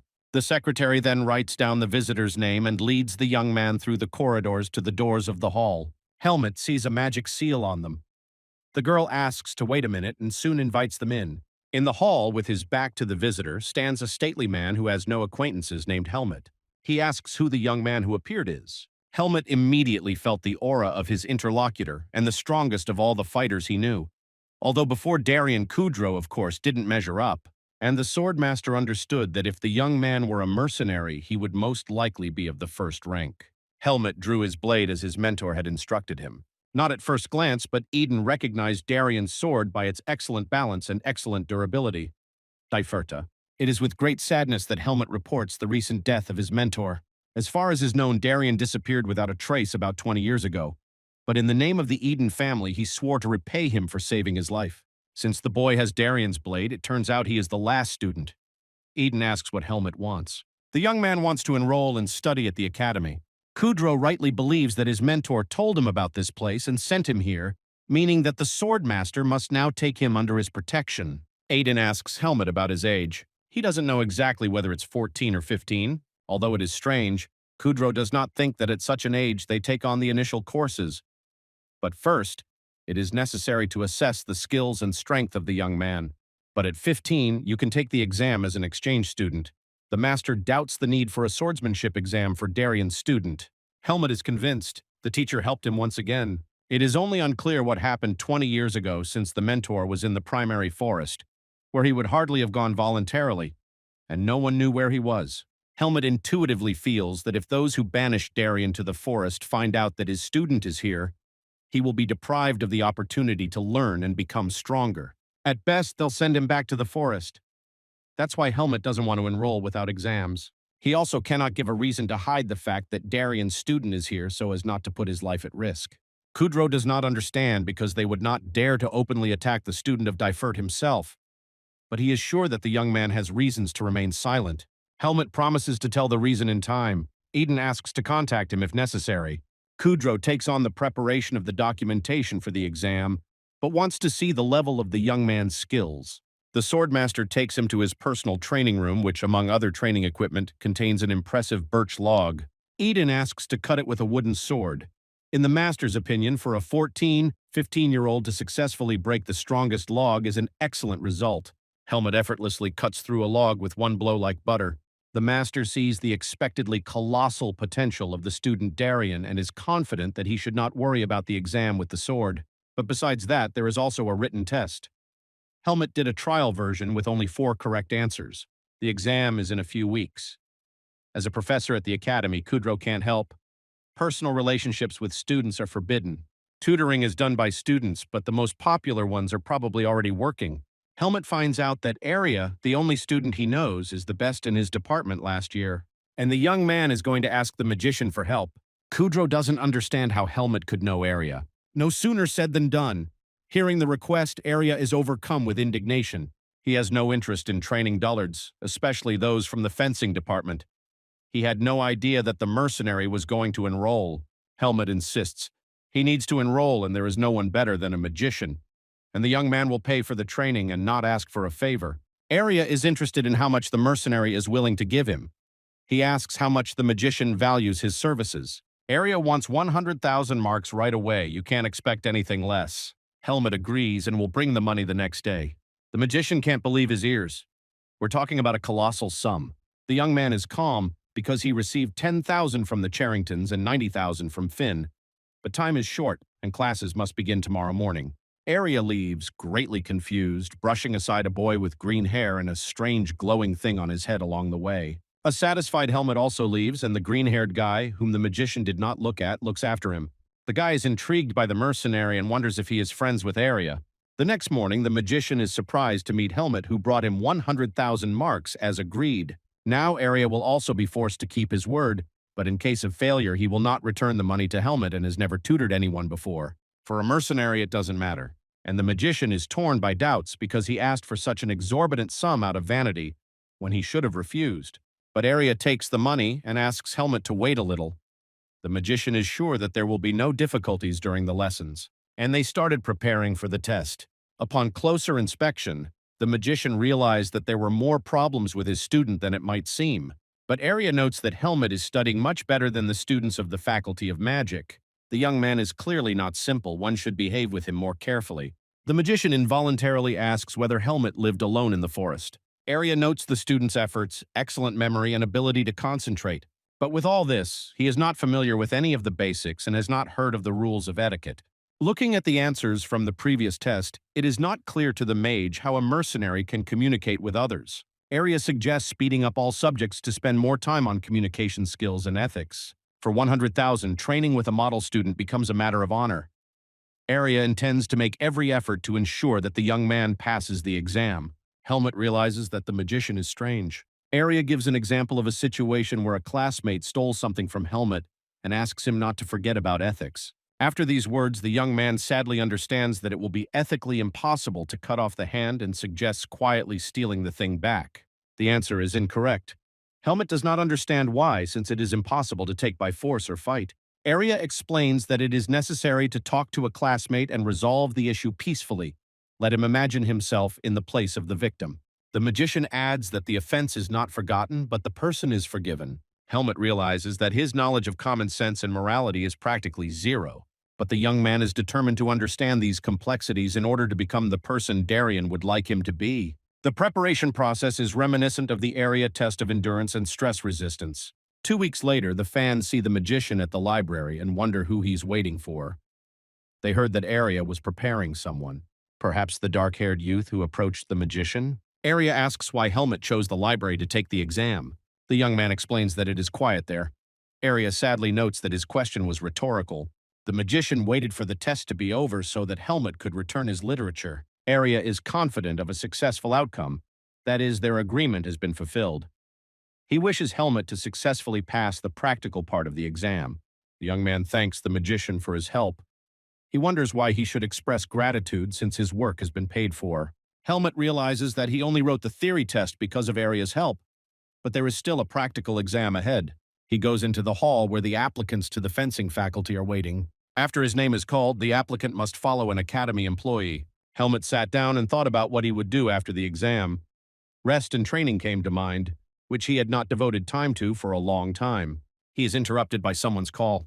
A sleek, fair-haired aristocrat approaches him, introduces himself as the second son of the Rukal family, Sabat Andro, and offers to introduce himself.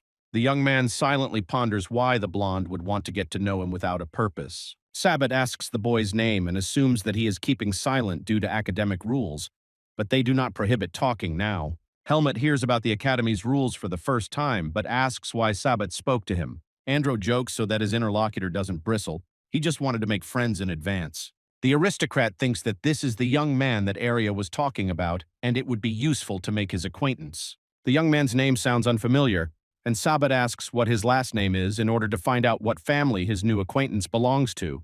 The question of family seriously puzzles Helmet. A young man who was abandoned in the woods as a baby with a medallion in his swaddling clothes can hardly use the surname Irene, so he answers that there is no last name. Sabat is shocked. It means that the person in front of him is not an aristocrat. Andro couldn't even imagine that he was meeting a commoner. The young man behaved so confidently. Sabat's friends attribute Helmet's confidence to stupidity, saying that he doesn't understand that he's disgracing himself because he simply wasn't taught. Andro wonders how, in that case, a commoner managed to pay for tutoring. But the instructor interrupts him and reminds the fair-haired applicant of the first rule of the academy. Do not talk about the wealth and origins of the students. Everyone is asked to take their places. In a quarter of an hour, the practical exam will begin. And yet Andro manages to whisper to Helmet that he should know his place and not interfere with people with status. And all his friends stare at the young man, who sadly admits that the academy is the same as the native forest. Here, as among demonic beasts, there is a strict division between victims and leaders. But unlike the forest, physical strength is not the main trump card. The young man understands that here abilities mean less than a family name. He will understand these subtleties in the process of training. He is invited into the hall last. The first stage is to split a log with a wooden sword in 5 minutes. Helmut easily cuts through a thick tree trunk with one blow like butter. The examiners are shocked even the teachers can't do this. That is, the young man leaves the hall very quickly, which gives Andrew a reason to joke about a rotten log. The second part of the exam is sparring with a randomly selected opponent for 8 minutes. Winning the sparring match is not important. Applicants must demonstrate their skills to the best of their ability. And again, Andrew jokes that sparring with a commoner automatically guarantees passing the exam. Helmut, looking at the aristocrat, regrets that he can't hit him and wonders when he will stop talking nonsense. And Sabat approaches with a question whether Helmut has any desire to raise his hand against the aristocrat. Before Helmut can finish the thought of whether Andrew will leave him alone if he gets a beating, the first pair of fighters are announced, and this is Sabat and Helmut. Participants are asked to come into the hall. The commission members clarify that it was this young man that the swordmaster told them about and asked them to watch the duel more closely. They are surprised. Probably the young man shows great promise because Kudrow had never singled anyone out before. Eden, keeping the intrigue alive, promises that they will soon understand everything themselves. The rules are explained to the guys, 2 rounds of 4 minutes each. If a participant drops the blade or cannot continue fighting, the sparring ends. Finally, applicants are given the go-ahead. Sabat is sure that a commoner has no chance against an aristocrat who has been trained from a young age.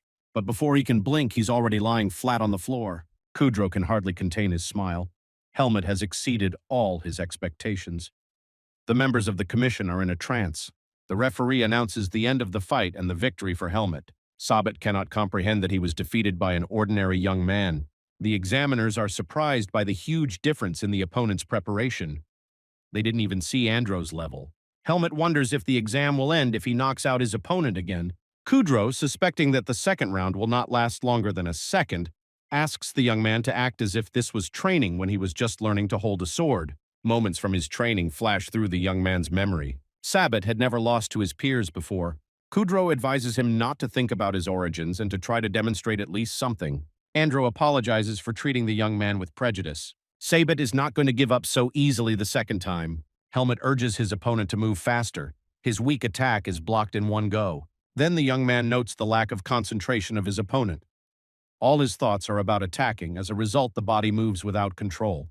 And then he adds again that it is not difficult to interrupt power attacks. Plus, Sabat does not watch the places where he opens up. And so it went. Every move of the opponent is commented on by Helmut with a detailed list of mistakes. Swordmaster Kudrow, looking at this, sees Darien before his eyes. Young Eden fought a huge monster that time, and mentally I already said goodbye to life. When I heard Darien shout like, they won't kill the monsters if the kid decided to surrender, Kudrow realizes that Helmut is acting like an exact copy of Darien. The disparate level of training of the sparring participants is completely obvious to the members of the commission. Moreover, they are eager to know the result when Helmut reveals his potential. A week later, Helmut searches for the mercenary headquarters in Baden. The friendly secretary girl clarifies that the young man is from the Vanguard detachment and asks what his wishes are for the assignment. The young man recalls Kudrow's indignation about the payment for training with Area. The master did not understand at all how Helmut could have such a sum. Eden realized that the young man had given all his money to the magician and that it was necessary to take care of his financial literacy. Kudrow explains that it is imperative to have savings, because if suddenly you fail to earn money, then nothing good awaits the young man. Helmut has about a month before the final exam results are announced, and he intends to work during this time. All this flashed through the young man's head, and he asked the secretary for an urgent, highly paid assignment in Baden. The secretary finds exactly what is needed. Assignment from Greta Academy. A ghost began to appear there at night. Since the academy couldn't cope on its own, they turned to mercenaries. It is necessary to find out the nature of this phenomenon and eliminate the problem. Helmut is pleased that he will be able to get acquainted with the territory of the educational institution at one go. Suddenly, a guy with green hair and amber eyes calls him by name, calling him Area's student. When Helmut turns around, the boy is happy that the rumors are true. He explains that Area is a model in the magic faculty, and this is the first time he has spoken to someone so close to a magician. Area's tutoring is the most talked about rumor in the academy right now. Helmut wonders if the guy himself is at a similar level to Area. He considers the assumption to be quite reasonable and lowers his hand, around which a glow appears. Light turns into something between a Pokemon, Kapatoshka, and a flying smiley. Helmut feels that there is no magic here, maybe it is a monster. A flying thing approaches the young man's face. Helmut takes this as an attack and punches him, which makes the green-haired guy laugh a lot, because Helmet was the only one who thought of taking a swing at Ray. The ray of light circles around the young man. Yellow Eyes explains that Ray is the spirit of the sun and does not pose a threat. Spirits do not have a physical body. Only talented magicians are able to limit them. And the only student in the academy who possesses spirit magic is him, Sion. Helmet believes that he could catch Ray if he wanted to, but he explains that he needs to complete the task. Sion didn't know that the young man was a mercenary, but since he came to the academy, it was to find a ghost. Ray's owner is not indifferent to this topic, and he asks to be Helmet's assistant. At night, they come to the fencing building, where they saw the ghost last time, but then everyone left the building, even the cockroaches. They look around the ominously empty corridors in the light of the ray. The boys reason that there is no dark magic here, otherwise the teachers would have sensed it, so the ghost is simply scaring everyone. Helmet's proposal to split up is rejected by Xian in horror, and she asks what to do when they find the ghost. And he receives a stern answer from the young mercenary. After detection, they will fix the problem. A mysterious hooded figure follows them with its glowing eyes. The partners systematically inspect all the classrooms in a row. Not finding any signs of an otherworldly presence, they move on to the next room. Sion clarifies that the deadline for the task is almost 2 weeks, and he has already noticed a figure in a robe. Helmet grabs his sword, but the figure approaches them, removes his hood, and it turns out to be Arya himself, who doesn't understand what they are doing here. Sion helps Helmet find a ghost on assignment from mercenaries. Arya looks through the papers and is somewhat surprised by the payment of 3,000 marks. Why work if the young man clearly has money? Sion finds out that Arya himself is looking for a ghost. Yellow Eyes is surprised that Arya also has a part-time job. He is indignant, saying that the academic authorities ordered him to do this. Sion suggests that the three of them hunt the ghost. Everyone agrees. Arya creates an illusion of a fencing corps, where they examine the places where evil spirits appear. She was only seen in the fencing department, which suggests that she might use magic. Arya doesn't think that mages with serious skills would do such nonsense. Sion believes the ghost is vulnerable to magic. Helmet knows that ghosts are immune to physical attacks. The day before, he had questioned Kudro. He had told him that one of the students had encountered a ghost and had tried to hit it with a sword, to no avail. Helmet thinks that in his life before there was no one with whom he could even discuss anything normally. He didn't talk to Finn's squad either. Now each of the three knows something. By combining all the data, they will see the whole picture. So this is what human communication is like. Arya suggests that Helmet try to influence the ghost with force, since physical attacks are ineffective. The young man agrees it's worth a try. But Sion is frightened by the glow of power around Helmet's sword. The yellow-eyed mage is tired, goes to sleep, and suggests the others do the same, and stay alert. Arya is interested in the boy's thoughts. Helmet immediately remembered something without physical form, evading magic. And this is something that is not averse to having fun. Helmet wonders if it is possible to make your own spirit. Arya is pleased to note that the young man has learned his lessons. But alas, the magician cannot create spirits. However, among the trio of ghost hunters, there is already a person with such skills. Helmet understands that Arya knew from the start they were looking for a spirit, not a ghost, and he sent Sion away for a reason. Arya couldn't miss the only opportunity, and Sion was unlikely to go to bed. The mage casts a search spell. The green-haired man's tracks clearly lead to the fencing corps. Arya seals the door. Now there is no way to exit or enter the building. The mage knows that fencers have a strict hierarchy, and only a few can use a simple training hall. Only senior students on scholarships are allowed into the private training hall. There are rarely people there, which is probably why the spirit only hangs out there. Helmet recalls Professor Kudro's private room where there are practically no visitors. The mage is not sure that it is possible to enter without permission. Helmet assures that since they are on a mission, it is permissible. In the empty hall, Arya senses a spirit. Helmet wonders if the Academy's leadership really ordered the magician to intervene. In fact, Arya doesn't like the fact that only Sion has the power of spirit magic, so he decided to capture this specimen himself for study. And he will also help the mercenary to complete the order. Snap of fingers. And Arya is surrounded by a magical barrier, meaning it cannot be detected. The magician asks Helmet to act as bait for the spirit, and immediately the young man notices how tentacles of black fog are seeping through the wall. Following them, the spirit itself materializes. Arya casts a wall spell. There is no particular success. The spirit, like a snake, seeps between the magical columns. The mage will use a mana barrier to prevent the spirit from escaping from the training hall. The problem is that while maintaining the barrier, the mage cannot fight. Therefore, he asks the young man to quickly deal with the evil spirit. Helmet realizes that the sword is useless and uses force. The energy of the spirit's power is palpable, but it doesn't manage to knock him down yet. Helmet decides to hit harder. A magical glow appears here. This is Sion entering the battle, but his radiance becomes a barrier between the spirit and Helmet. Sion shouts that he himself did not expect to summon the spirit so quickly. But this is an extremely aggressive and powerful dark specimen. The applied light curtain will restrain the spirit for a short time. Helmet notices that the ghost of the academy itself is starting to panic. Sion clarifies that Arya intends to capture the spirit for experiments in which the green-haired man refused to help. Sion does not agree to give Sweet Ray to the heartless Arya, but he asks Arya not to let go of the barrier because it is not worth letting go of the evil spirit. And he tells Helmet not to attack until he is ready. The young man will figure out how to calm the spirit without attacking, but he doesn't know how long he himself will be able to hold back. Helmet uses his strength to note how fast the evil spirits are. Sion asks to delay a little more time.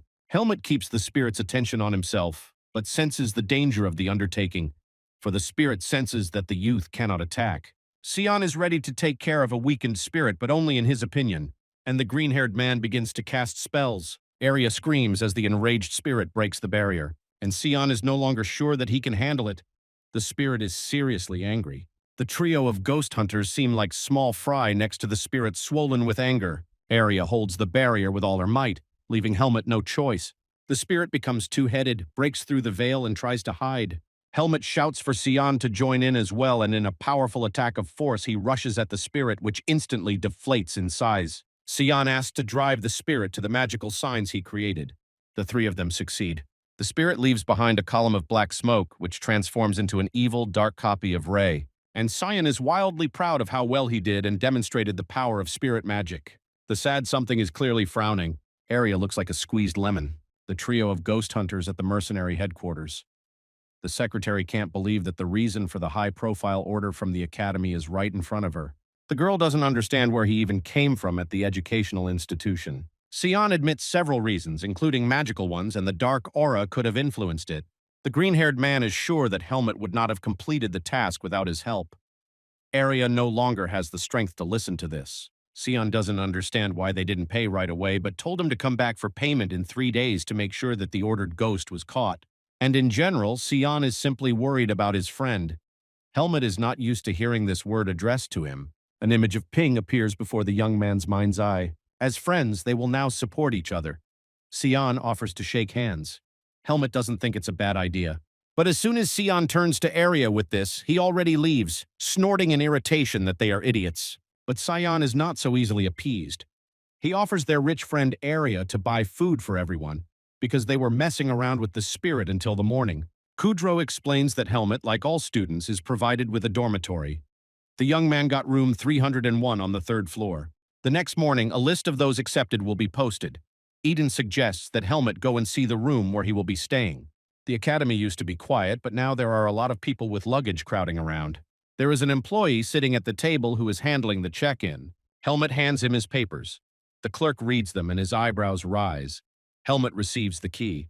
The room looks bright and neat. Arya is hopeful that he will hardly meet Helmet after the classes start. Strange things have been happening constantly since they met. Arya never had friends, now he's getting ready to go to bed. The key is inserted into the keyhole. In a dark alley, Max threatens Pin and another boy with a knife. Pin talks about Baden. Paul calms Max down by suggesting that he follow the rules. Max considers killing those who do not obey the rules. It is not clear where the question comes from as to who exactly Max intends to kill. The stranger wonders what 2 losers who didn't even kill the mercenary boy were doing on his territory. The figure is shrouded in a black cloak and billows of dark smoke. The stranger calls the pair just idiots pretending to be Black Hawks. Paul lunges at him with his sword. The figure declares that they are defiling the Black Hawks. The cloaked stranger bends down with a bloody dagger in his hand over the body and laments that he wanted to question the fallen. Pin and the boy are terrified. The stranger turns his hooded head in their direction and asks if he can ask a question. The boys froze in fear. Helmet enters a bright dorm room. This is not Eden's house, of course. It's cool, but it can't compare to spending the night in the forest under some snags. The young man recalls that he not only left the native forest and met the Vanguard detachment. Before him, upon entering the academy, lies the beginning of a path to a new life. With this thought, he looks around the room and reaches the bedroom, where he feels someone's presence. The young man regrets that he did not take his sword with him. But then it turns out that it is Arya, who was also settled in 301. And only now did the magician understand why there were two beds in the room. Pulling on her robe as she goes, Arya flies out to the dean to sort things out, and he tells Helmut not to touch anything and just stand and wait for his return. The young man does not understand why the magician is so irritated in his presence. The stately dean of the academy, Liam Weiss, slowly drinks tea, but the cup falls out of his hands when Arya bursts into the office with a wild cry. The magician demands to know why he is suddenly deprived of his right as the head of the Faculty of Magic to live without a neighbor. Weiss explains that there are not enough rooms due to renovations. The mage insists because Weiss knows the reason why he lives alone. In fact, Arya is a girl.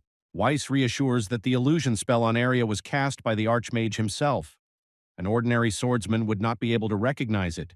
Arya screams about irresponsibility and the need to eliminate all risks. The dean is adamant. It makes sense to place Arya with a student close to him. The magician doesn't see the logic. The tutoring couldn't be cancelled since it was paid for in advance. According to Arya, they didn't cross paths very often. The dean is obliged to help the students become friends, but promises to give them a separate room if Arya can stick with her roommate for the first semester. The dean thinks that only time will tell whether he has convinced the girl, and the guy next door seems like a good person. Helmut understands at first glance. Arya has not achieved results. The magician sadly notes that the young man is at least attentive. Arya lives separately as the head of the faculty. It's just a forced situation now which he's not happy about. Helmut would rather live with a mage than with anyone else, and he's sure Arya would agree. The young man is convinced that it is more pleasant to live with a magician than with students of his faculty. Helmut moves his things and asks Arya to tell him about his demands. The magician separated the beds with a curtain, a boundary that Helmut was forbidden to cross. He already had most of the room. Besides that, don't stink, don't make noise, don't let anyone in, don't litter in the bathroom. If you need anything, call Arya. Helmut does not object and will rely on the magician. Sabbat, from the qualifying sparring, who also passed the exam, cannot believe that a commoner will study. He and his friend decide to teach the conceited boy a lesson at tomorrow's fencing lesson. Helmut, who was sure he wouldn't like the uniform, is surprisingly pleased with it. The young man leaves the room, pondering Arya's statement that there will be nothing interesting in the first semester. And he meets Sion, who is stunned with surprise that Arya does not live alone. The green-haired man admits the possibility that the magician chose his neighbor based on his appearance since he sees no other reasons for the neighborhood. Sion wishes his friend patience with the magician, and also advises not to get into trouble with the mad dog of their faculty. At first, Helmut is surprised that the fencers have a dog, but Sion warns of a strange, emotionless second-year student who brutally beat up anyone who bothered him, and even bit off one student's ear. Helmut clarifies that this is not allowed, but the guy is talented, so he was simply suspended for a while. Sion invites you to come to him in room 307 when he has finished pestering Arya. At the beginning of the lesson, the students were lined up in 4 rows. For Helmut, the command sounded unclear. The teacher tells you to run 20 laps first. While his classmates whine about how tough and harsh it is to run so much on the first day, Helmut wonders why there is such a short warm-up. Sabbat's friend runs next to the young man, upset at how sad it is to run with a commoner, and he decides to trip the young man so that he can taste the dirt. Neither the first nor the second attempt are successful. The third time, the guy acts more aggressively, but with the opposite result. In response to the teacher's question, the boy apologizes, saying that he stumbled. After the run, the students are given a little rest, and the guy calls out to Helmut, accusing him of falling because of him. He calmly replies that the guy started it. The guy threatens and advises against relying on anyone's protection. Sabbat interrupts his friend Aaron, saying that there will still be an opportunity for revenge. Helmut sadly admits that this is just another weakling hiding behind his status. But nevertheless, he is wondering whether he should teach Aaron a lesson right away. And then another student standing apart calls out to Helmut, asking whether it is the young man they are talking about as a commoner. Aaron doesn't know the guy who showed up. He also doesn't know Aaron, but he is surprised that they don't recognize him as Asuka. He says he heard the word commoner and decided that they were talking about him. Sabbat starts up with half a turn, which is something that fencers allow themselves to do so much. Ask continues to provoke the aristocrat. Now Aaron has a hard time holding his friend back. Aska, who is late for his first lesson, is nowhere to be seen. Sion's warning to stay away from the mad dog and realizes that he was talking specifically about Ask. The teacher tells them to come get the wooden sword when he calls out a name, and then Asuka notices it. He is asked about the reason for being late.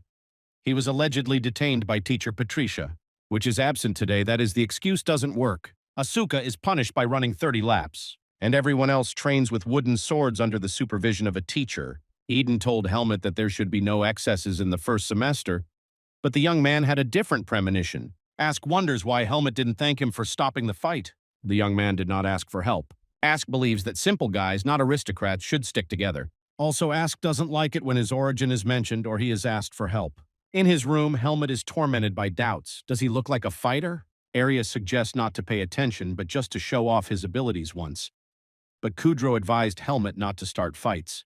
To this, the magician objects that he should not start it himself, but provokes Sabbat, preferably with all his friends at once, to attack first. Or without breaking the rules, wait for the next sparring session. Arya is glad that Helmet is now worried about the law. Before the lessons with the magician, the young man would have beaten everyone.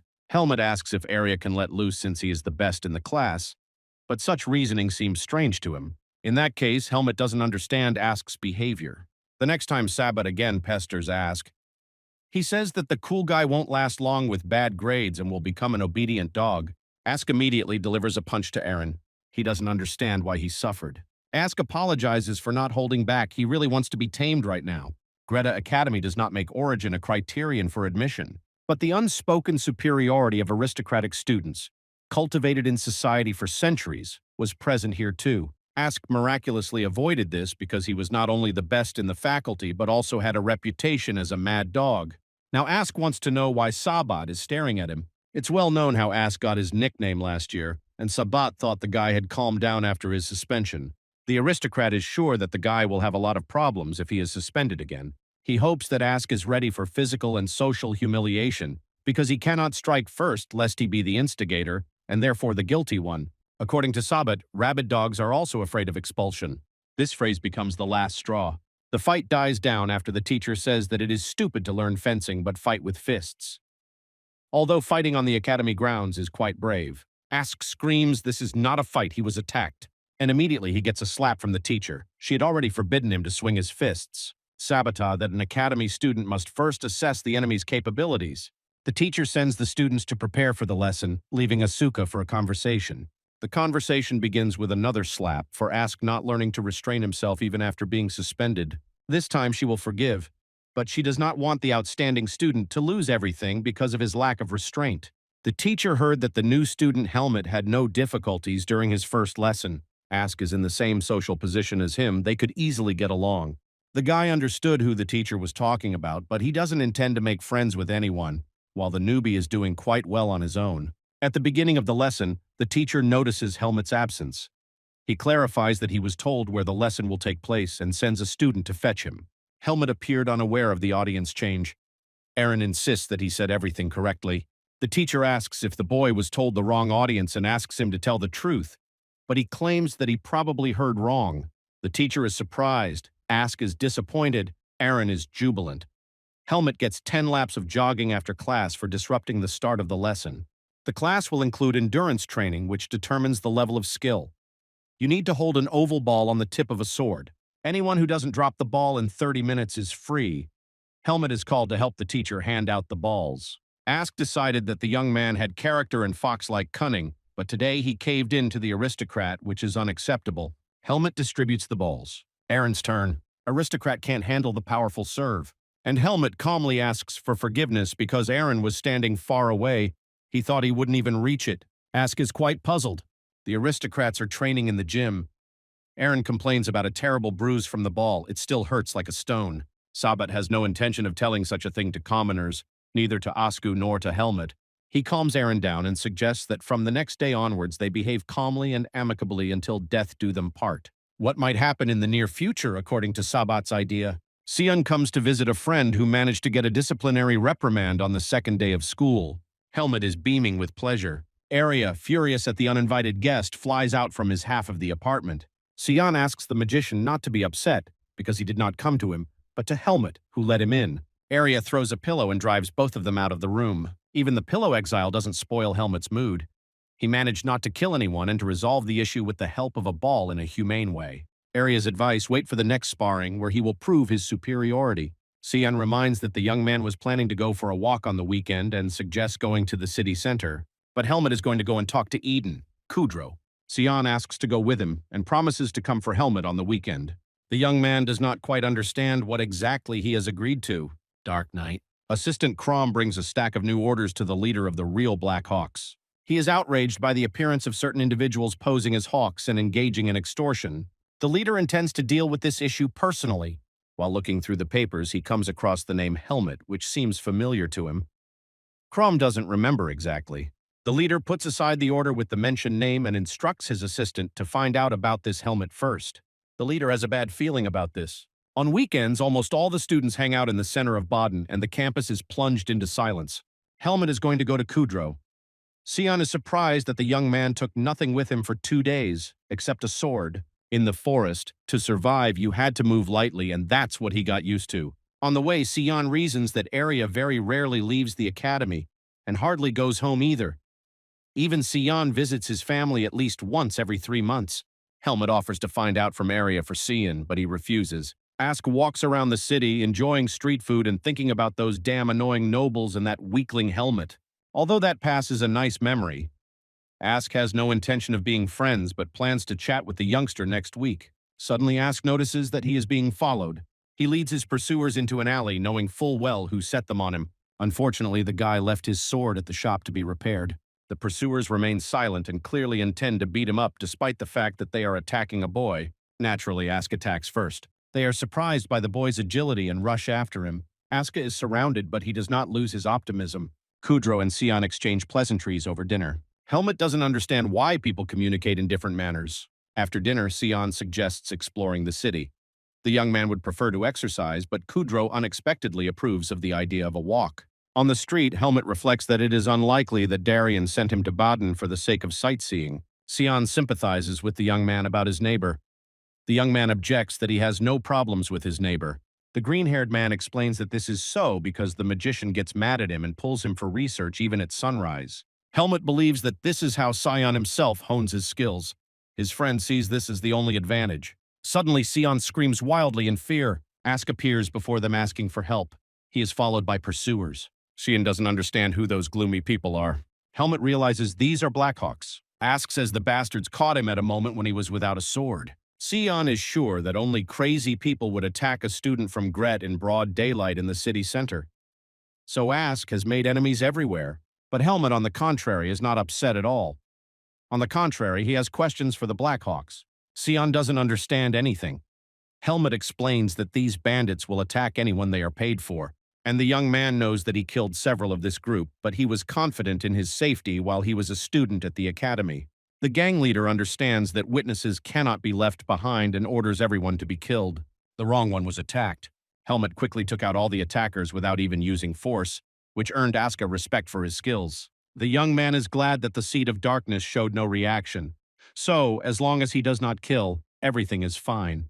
Helmet wants to know the name of the customer, although he understands that the bandits will not talk quickly. So he intends to cut off their fingers until he hears an answer. Ask finds the boy's way of thinking strange, and Siana is horrified by the torture. Besides, torture is not self-defense. You have to tell the security because attacking a student is no joke. Sion goes to call security and asks Helmet not to cut off his fingers while he is gone. As soon as the green-haired man left, Helmet steps on the bandit's hand, asking how he knew about him. He writhes in pain but does not understand what Helmet is talking about. The answer suits the young man just fine. The trio returns to the academy. The lady who met them sends everyone to bed and tells them to come to the dean's office in the morning. Ask refuses medical assistance. Sion is concerned about the stab wound in Asuka's side and suggests seeking magical healing. Ask doesn't have money for such expensive magic, but Sion knows a free option. Sleepy Area opens the door. Sion is glad that the mage is not sleeping and asks to help their wounded comrade. Arya doesn't believe that Sion could even think of him helping a ragged stranger. Helmet also asks for help. Only after this does the magician invite them to enter. Arya does not intend to help for free. Helmet persuaded him, so Arya wants to know what the young man will offer him in return. The young man is infuriated by this, but he promises to fulfill any request Arya asks in return. Arya joyfully asks not to forget his promise. Helmet will not forget and wonders if he was too hasty. After Arya's manipulations, there was no trace left of the wound. Ask didn't squeeze out words of gratitude, but he sparingly praised the magician's skills despite his outward fragility. Sion notes that Ask is the best student in the faculty, and this may be useful to the mage and swordsman in the future. Arya doesn't think he's been able to tame the mad dog. Helmet declares that he does not need anyone's help.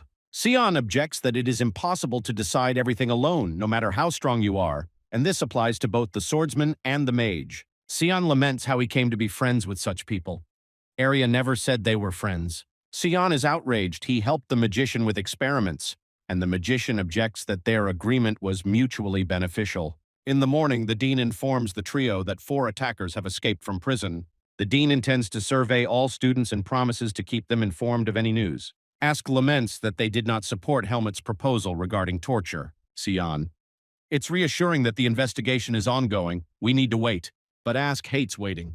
Helmet asks Ask not to drag them into his showdown. He yells that the young man will be the next target. But Helmet is adamant. Let Ask do his own thing, and if it concerns Helmet, he will sort it out himself. Sion leaves for class, hoping that next time they will be called upon to explain how everything was clarified. Ask doesn't think so. Helmet is going to go to practice. Ask follows him, saying that he is going in the same direction. The blue-eyed man wonders why the young man is not irritated by the aristocrat's disdain. Helmet simply doesn't want to behave like Ask.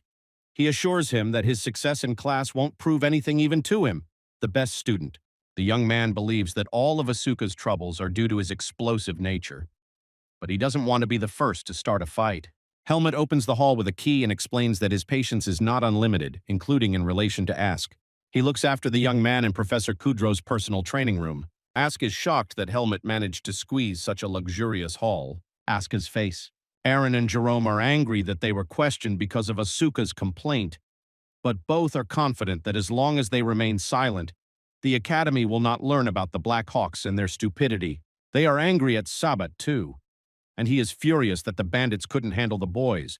Now the Academy will dig until they find out everything. Sabat will not stop until the 2 commoners are carried out of the Academy. Students are informed that sparring training will begin next week. Helmet didn't think he would be able to deal with the arrogant aristocrats so quickly. Knowing that he will be punished, he nevertheless does not intend to miss the opportunity. A test is scheduled for the next day, before which he needs to review the course material. This puzzles Helmet. Arya is furious. He doesn't understand how anyone can forget to buy textbooks. Here Helmet remembers that Eden reminded him of this. But on the way to the hostel, he and Cian met a battered Ask, and off it went. Arya advises him to ask to be allowed to buy textbooks, and he will get permission without any problems. But Helmet has no money. Arya is stunned. The young man received for the ghost. Before that, he paid him 100,000. But the magician expected something like this. Helmet keeps the money at Kudro's, but his house is far away. And the young man trusts only the magician, so he asks for advice on where he can quickly get money. Arya asks if Helmet wants to borrow from him. Helmet does not understand how. The magician explains that he will give him money now, and later the young man will return it. Helmet promises to repay the debt on the weekend. The magician demands that the young man leave while he gets ready. He is extremely surprised that Arya would go with him. The magician won't be able to live peacefully with the thought that Helmet is throwing his money away, and besides, he's not busy right now. And at this time, he himself thinks that if he lets the young man go into town alone in the evening, he might be attacked, like Asuka. But inexplicably, it turned out that Ask and Cian also followed them. In fact, Cian joined under the pretext of also needing to make purchases, but deep down, it was because he didn't want to miss out on anything interesting. Ask offered to recommend the best books, while he himself simply wanted to get out of town so as not to hang around at the academy. Arya doesn't understand why Helmet is everywhere with his escorts. But the young man himself didn't ask for it. In the store, Cian is thrilled by the smell of books. Arya clarifies that Helmet remembers what textbooks are needed. A whole stack of books appears in front of the young man. Ask suggests taking another volume. The young man doesn't understand why if it's not a textbook. Ask readily explains that Professor Patricia likes to use unfamiliar vocabulary, senior year programs, and does not always ask questions from the textbook. The blue-eyed man himself has studied the programs for the 4th year and is sure that this book is the best option. With every word, Arya's eyebrows rise, threatening to throw off his hood. Arya is impressed by Ask's knowledge, saying that even a mad dog can be trained. Blue Eyes is predictably rude in response. The kind saleswoman asks for 2,000 marks for the purchase and squeals with delight that Mr. Arya himself is in the store. Leaving the store, Ask asks the magician for an autograph, who in response asks him to shut up and not attract attention. Sion believes that with the highest scores in history, it is impossible not to attract attention. And Helmet observes human relationships. Arya enters the room complaining of fatigue. Helmet wonders why a magician needs textbooks if he has such extensive knowledge. Arya explains that scientists often look at the same problem differently, and textbooks are used to establish the objectivity of the data. The magician commands that despite all the talents, one should not turn one's nose up in the air and study diligently, and also take care of the textbooks because the magician won't buy them a second time. Helmet promises not to lose the textbooks, and the very next morning he breaks his promise. Ask, like Helmet, finds his locker completely empty. The teacher announces the start of sparring. The use of force is prohibited. A partner is chosen by mutual agreement, preferably someone new. It starts as soon as everyone pairs off. Ask invites Sabat. He asks if the top student has any claims against him. Sabat refuses, saying that he has already chosen a partner. Ask insists, and the coach recommended someone new. But Sabat counters by suggesting that Ask fight the second commoner. Then Ask invites the aristocrats to all attack him together. Then Helmet comes up with the same proposal, assuring that it will not affect the result, since weaklings attack in groups. Sabat's friend Aaron assures that he can handle the young man himself. The day before, it was Sabat who suggested robbing the lockers so that on the day of the sparring it would come to light and provoke the commoners. The friends know that they can't beat Asuka, but they're not sure about Helmet. Sabat intends to use force, a prohibited technique. The main thing is that it looks like self-defense. The purpose of the plan is to break arms and legs so that commoners will no longer be able to fence. Aaron is delighted with the idea and is going to call Helmet to get revenge for the bruise from the ball. Jerome is hesitant. Sabat eventually accepts Asuka's challenge. All the students' attention is focused on them. Sabat is nervous that Ask doesn't attack, but the blue-eyed one didn't get his nickname for nothing. In a duel, like a hunting dog, he never takes his eyes off the target, which he simply tears apart at the first opportunity. Jerome sadly realizes that their plan is doomed to failure. Ask attacks with lightning speed. Sabat seems to block, but in the end he lies with a broken collarbone. The aristocrat rises with the idea of using force. Since Ask attacked first, then Sabat's actions will be regarded as self-defense. But his opponent didn't give him the slightest chance to use force. Sabat squeezes out of himself that he gives up. Ask does not accept surrender and promises a new blow for every request to surrender. Aaron egged Helmet on, saying that he had turned pale from worry about his friend. But the young man advises him to worry about himself. Ask puts the aristocrat down again and again. He experiences inhuman suffering from the thought that the swordsman of the Rukel family is losing to a commoner, and he also catches the contemptuous glances of other aristocrats. Sabat wants Ask to disappear from the face of the earth. This helps him to push himself and put force into the blow, which doesn't help change the course of the fight at all. The blue-eyed one simply dodges. Ask says that since Sabat was the first to cross the line and use force, he can respond in kind. The question is whether Sabat will run and snitch. Sabat's friend yells at Ask not to do it as the blue-eyed man is already swinging, but the attack is stopped by the teacher's blade. Sabat is told to report to the professor's office after the wounds are treated. Asuka is taken away by the teacher. Ask makes excuses. It wasn't him who broke the rule. The teacher reminds that disrespecting the partner is also outside the rules. He doesn't understand why Professor Patricia is sticking up for Ask, even though he understands what Ask has recently been through. But the teacher is interrupted by students asking if the other fight should be stopped the day before. Jerome doesn't understand why Aaron didn't hold back Sabat, who won't stand a chance against Asuka. To Aaron, that Sabat's song is sung because it is shameful for aristocrats to use the services of the Black Hawks. And since most of the swordsmen were of noble birth, Sabat's actions were not approved. Aaron thinks it would be better if Ask had already beaten up Sabat and he would have been expelled, which would have spared the other aristocrats from tedious interrogations. Aaron also wanted to take revenge on Helmet. It would be ideal to throw out both Sabat and Helmet from here. He's sure that he will put the young man down without using force. Before the fight begins, Helmet asks without response if Aaron touched his locker. Aaron doesn't understand why his opponent is defending himself so weakly, out of overconfidence or for the purpose of provocation. The aristocrat decides to start with a blow to the legs, and immediately he is left without half of his sword. In response, a blow lands in the throat. Aaron has difficulty breathing, and Helmet leans over and reminds him how on the first day, Aaron wanted to pester him with questions about his origins. Now it's the young man's turn, and he wants to know if his lineage will save him beyond the academy's fence. To Aaron, that Helmet is not a man at all, and he even adds that he can easily break his opponent's neck now. And then he immediately asks Aaron for forgiveness, stepping on his hand because it's difficult to answer with damaged ligaments. Then the teacher flies up and demands that the fight be stopped immediately. That's what Helmet does. The teacher instructs Jerome to take Aaron to the infirmary, and he tells Helmet to follow him. In the classroom, the teacher gives students the opportunity to speak in their own defense. Helmet believes they did not violate academic rules. In addition, he specifically specified that Aaron had a damaged larynx and crushed bones in his right hand. The teacher adds that if he hadn't arrived in time, the student would have suffocated. And so he will somehow restore his voice, but he will no longer be able to hold a sword with his right hand. Ask yells that it was the couple of victims who paid the Black Hawks to kill him. They are not worthy of holding a sword at all.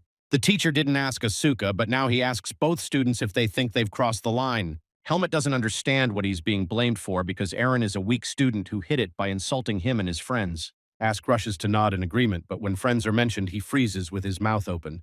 Helmet clearly explained to Aaron that some points were unacceptable. Ask is outraged that the victims also stole their books from their lockers. The teacher believes that such behavior, when all those who are objectionable are not given the opportunity to justify themselves, is contrary to the spirit of the faculty.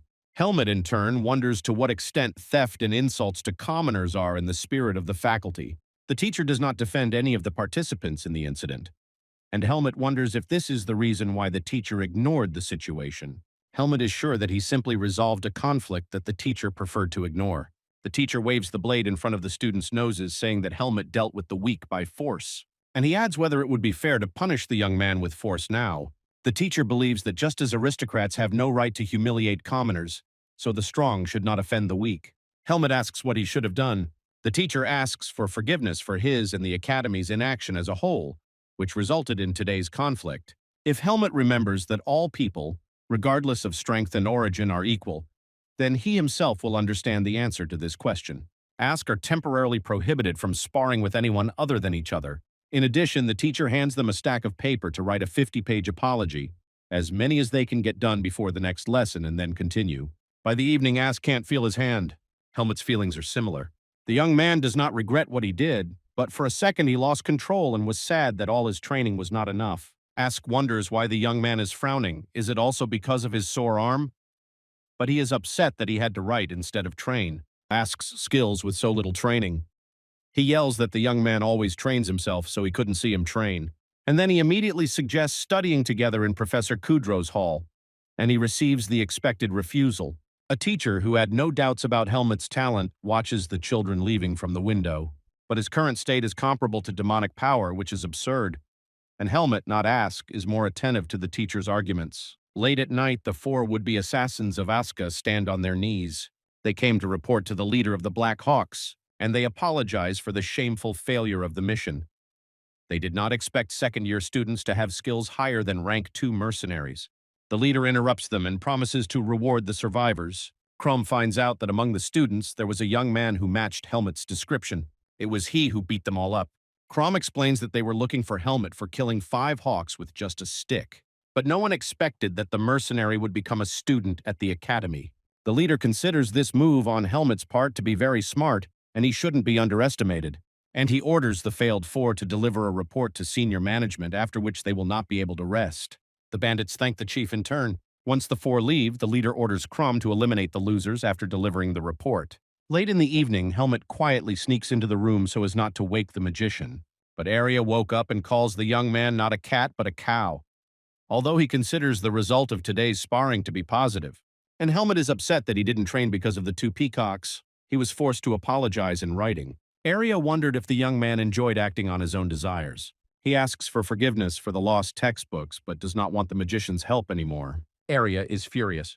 But the reason is not the loss of books, but that the young man is worried about such trifles. And in the fact that the young man apparently expects the magician to attack him for the textbook, stolen or lost. Since Helmet is so sorry, let him return the money for the books. The young man thanks the magician, who draws the board of the curtain and tells his neighbor to go to sleep. Arya himself lies in thought, and a tear rolls down his cheek. Early in the morning, Helmet came to train, but the door to the gym does not open. A worker calls out to him. The coach's rooms are being cleaned this morning. He asks the young man to train in the common room. Helmet sighs as he walks into the common room, where the students shower him with compliments and criticize Sabat. The sparring was a week ago. The young man understands that this is not at all the equality from the teacher's speech. The students fawn out of fear, but their arrogance remains. Here, Helmet is informed that Kudrow is looking for him. He sighs resignedly. He probably won't be able to practice today either. Helmet enters Kudrow's office, where he is sitting with papers. Eden heard about the sparring accident. Helmet is keen to show that he has drawn conclusions, so he asks for forgiveness if he gets the professor into trouble. The young man wanted to demonstrate his superiority, but the teacher explained his guilt. In future, Helmet will be more careful. Eden had no intention of scolding his protege. It would be enough that Helmet had thought about his actions, and the aristocrats who had mocked him would be punished. Teacher Allen didn't say anything about it. One of that company confessed about the Blackhawks, and most likely the impudent ones will be excluded. Kudrow believes that they are obliged to stop injustice, but this must be done in moderation. Eden himself, at Helmet's age, often got into trouble. The main thing is not to get kicked out of the academy. Kudrow suggests that the young man invite his friends to his mansion on the weekend. A common language with classmates is very important. He does not promise. Eden prepared the textbooks. Alas, the stolen books were burned so that they could not be used to prove guilt. Helmet doesn't understand why there are two glasses. The second set is for Asuka. Kudrow asks to give him the books quickly. There is no point in arguing with the professor. Helmet finds Asuka together with Cian and hands over a set of books from Kudrow, which pleasantly surprises the blue-eyed man. Cian asks if Helmet has any free time on the weekends. On his first day off, Cian takes his friends to the Griffin pub, which he believes is the best student hangout in town. Cian invites Asuka and Helmet to drink to the triumph of justice and promises to pay half the bill. Cian laments that Arya is not with them. Helmet suggested that the magician join in, and in response he listened to a tirade, saying that not only would Cian be a psycho, but he would also be crazy, and the very thought of it gave Arya a headache. While Helmet tries to taste the drink, Cian suggests ordering even more varieties. Cian heard about Helmet's popularity. He doesn't communicate with his classmates. Ask believes that the young man was not noticed before, but now they are simply afraid that he will make them disabled too. Helmet asks why his friends communicate with him if it's so easy to hate him. Asku finds such experiences cute, and as soon as Cian saw the young man, he immediately realized that it would be very interesting with him. Ask asks if Cian thought the same about him. The green-haired man assures that Ask is not that interesting. Besides, Ask himself follows Helmet around like he's on a leash. Ask likes that Helmet doesn't talk much, even though he is arrogant. The young man objects he's not arrogant at all, he just doesn't like idiots. Ask is outraged that Helmet is being so rude to him and turns to Cian for support. And he is already sleeping on the table. Ask laughs that the magician got drunk from a couple of mugs. Helmet decides that when Cian gets on his nerves, he'll just get him drunk. On the street, fencers are trying to bring the sleeping magician back to his senses. Here, Helmet notices how a flock of girls has surrounded someone and are chirping in unison. Of course, the focus is on Arya. Left in blessed peace, Arya goes to the library to pick up her favorite book. But alas, someone has already taken it. Arya recalls that Helmet, and then Cian and Ask, suggested going to the city together. She had to agree and buy a personal copy of the book at the same time. To Baden, Arya himself. As a result, he ends up blocked by fans. The girls vied with each other to offer to have some tea, go to the store, buy a book. In despair, the magician realizes that he can't deal with the girls verbally, and just at that moment he notices Helmet. Saying that the young man invited him earlier, he asks the girls to disperse and not interfere. The fans can't believe their eyes. How can the refined Arya communicate with barbarian swordsmen, risking his reputation? Cian weakly objects, saying that he is not from fencing, but no one hears or recognizes him. But Asuka is recognized. He threatens to tear everyone apart if they don't get rid of him. The blue-eyed threat is in effect. Helmet gets an elbow in the side from Arya for asking what kind of circus is going on. The magician immediately complains about the three's fumes and asks them to stay away. Ask is indignant, but Arya himself came running to them. The magician didn't need help, but he was outraged by his roommate's inaction when he was in trouble. Helmet was confident that Arya would sort everything out himself. Arya asks what's wrong with Cian. Ask explains that he's trying to say something to no avail. The magician tells Ask to get the antidote from Cian's pocket, which magicians always have with them, and help him drink it. Ask does just that, albeit with indignation. The effect is immediate. Surprised, Cian is glad that Arya has joined them. Cian immediately suggests going to a nearby bakery. The friends almost regret giving him the potion. On the way to the academy, Helmet invites Arya to go with him to see Eden tomorrow. The magician immediately clarifies that the young man is calling him alone. Helmet believes that Kudrow wants to meet Arya. Then Arya asks why only he was invited. Helmet is sure, otherwise the magician will not agree, plus he owes him a lot. They decide to leave early to avoid an awkward meeting with Cian. Helmet felt like he was getting a little closer to Arya at that moment. But then Arya announces that they have a team fight against Cian and Asuka, and the magician never lost and taught the young man everything he knew. And Helmet will be solely to blame for the loss. The young man doesn't understand what's happening at all. Helmet finds his neighbor in the room and is surprised that he is not in the library as usual. Arya is interested in how Helmet's preparation for the exams is going. The young man is calm about practice, but he is not inclined towards the humanities, in particular magic and the history of the continent. Arya reports that exchange students are not allowed to choose their subjects, but excellent students are allowed to. Helmet will try to score points in practice. According to Arya, this is not an option until the fourth course. The grading system works differently. Students who took first to fourth place in sparring are in first place in the ranking. Students who took 5th to 11th place in sparring are in second place in the ranking, and so on. That is, even 150 points for sparring will give no more than 100 according to the evaluation system. Even with first place, 3 more students will end up with the same result. And if you do poorly in the humanities, the gap between the trio and first place in the ranking will only become wider. This means that Helmet will improve his grades in the 4th year. Arya wonders what will happen when Ask passes Helmet. The young man hasn't thought about that. Arya offers to help his neighbor and tells him to follow him to the library, only they don't go through the familiar empty corridors. They go to a private study room, which the best students are allowed to book. Helmet notes that Arya has privacy everywhere, here and in the dorm, to which the neighbor grumbles that thanks to someone it is no longer the case everywhere. And anyway, he lets Helmet in here only this time. But when they enter, the neighbors see that the room is already occupied. Sion happily greets the magician. He is indignant that they forgot here. Sion explains that as the second best student among the magicians, he can also study here. Ask yells, "What are they going to do here together?" He and Sion are in different faculties. They use the hall rationally. Sion asks them to take another room so that they don't interfere with their preparation for exams. What's strange is that in a normal situation, the green-haired man would have invited them right away. Arya readily agrees not to interfere. She suggests that Asuka and Helmet stay, and that she and Sion go to another room. The couple immediately began to mumble. Arya is sure that they have nothing to hide. Or is Ask afraid that Helmet will beat him, so he asks Sion to train. Arya is not clear why his neighbor is overrated. Ask explains that Helmet, who does not even have a textbook, wrote 1 point less than him. Arya helped his neighbor a little that time. Ask agrees, of course the magician helped his neighbor.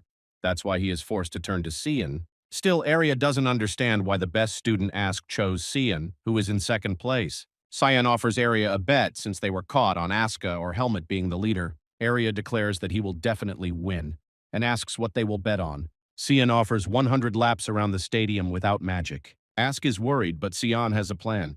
Arya declares that Helmet alone will be to blame for the loss. The magician's pride is at stake. The young man will have to try hard.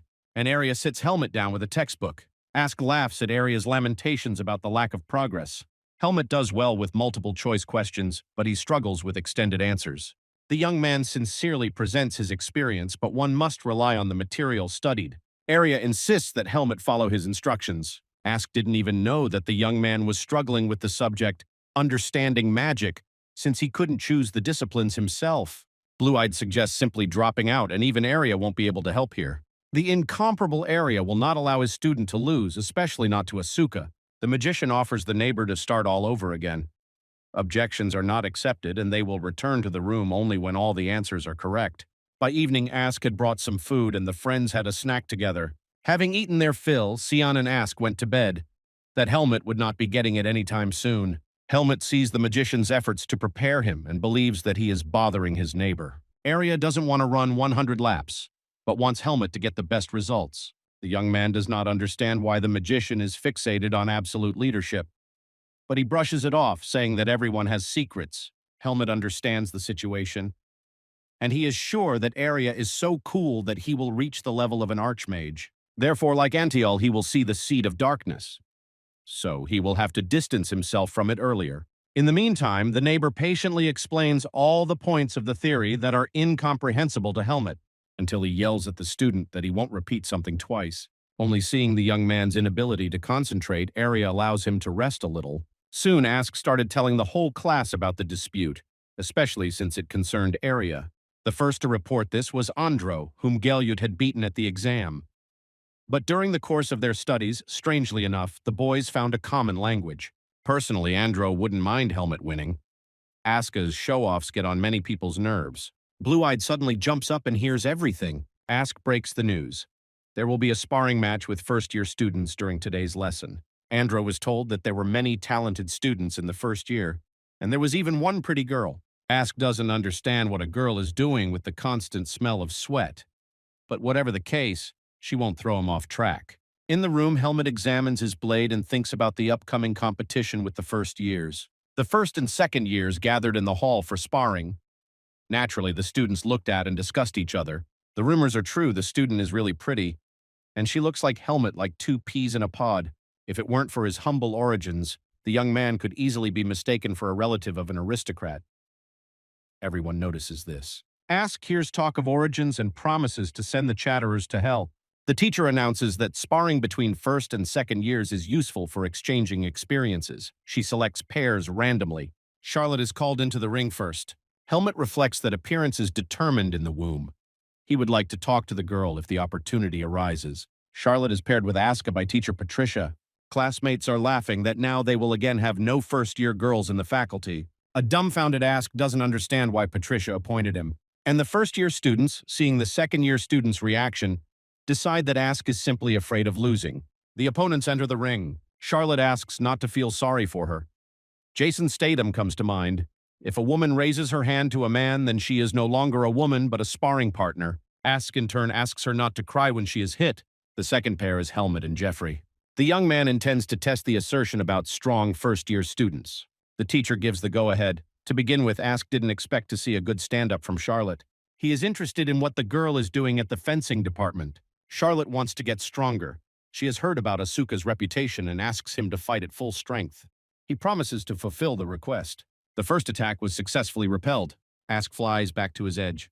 The audience's mouths dropped open. A pleased Charlotte notes that there is a big difference between a personal fight and rumors.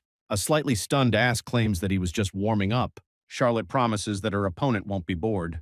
A top second-year student, Asuka, can only be described as a fast sword, but during a duel, his movements don't seem all that lightning fast. Ask feels that the girl's basic skills have been honed, and the student doesn't fall for his tricks. Ask praises her impudence and asks if she is not ashamed to not expect to defeat a commoner even before the fight begins. Without the intention of winning, there is nothing to do in the ring, they just hold up the others. Charlotte didn't care about Asuka's pedigree. She was curious to see what she could learn from him, and she realized the limitations of her thinking.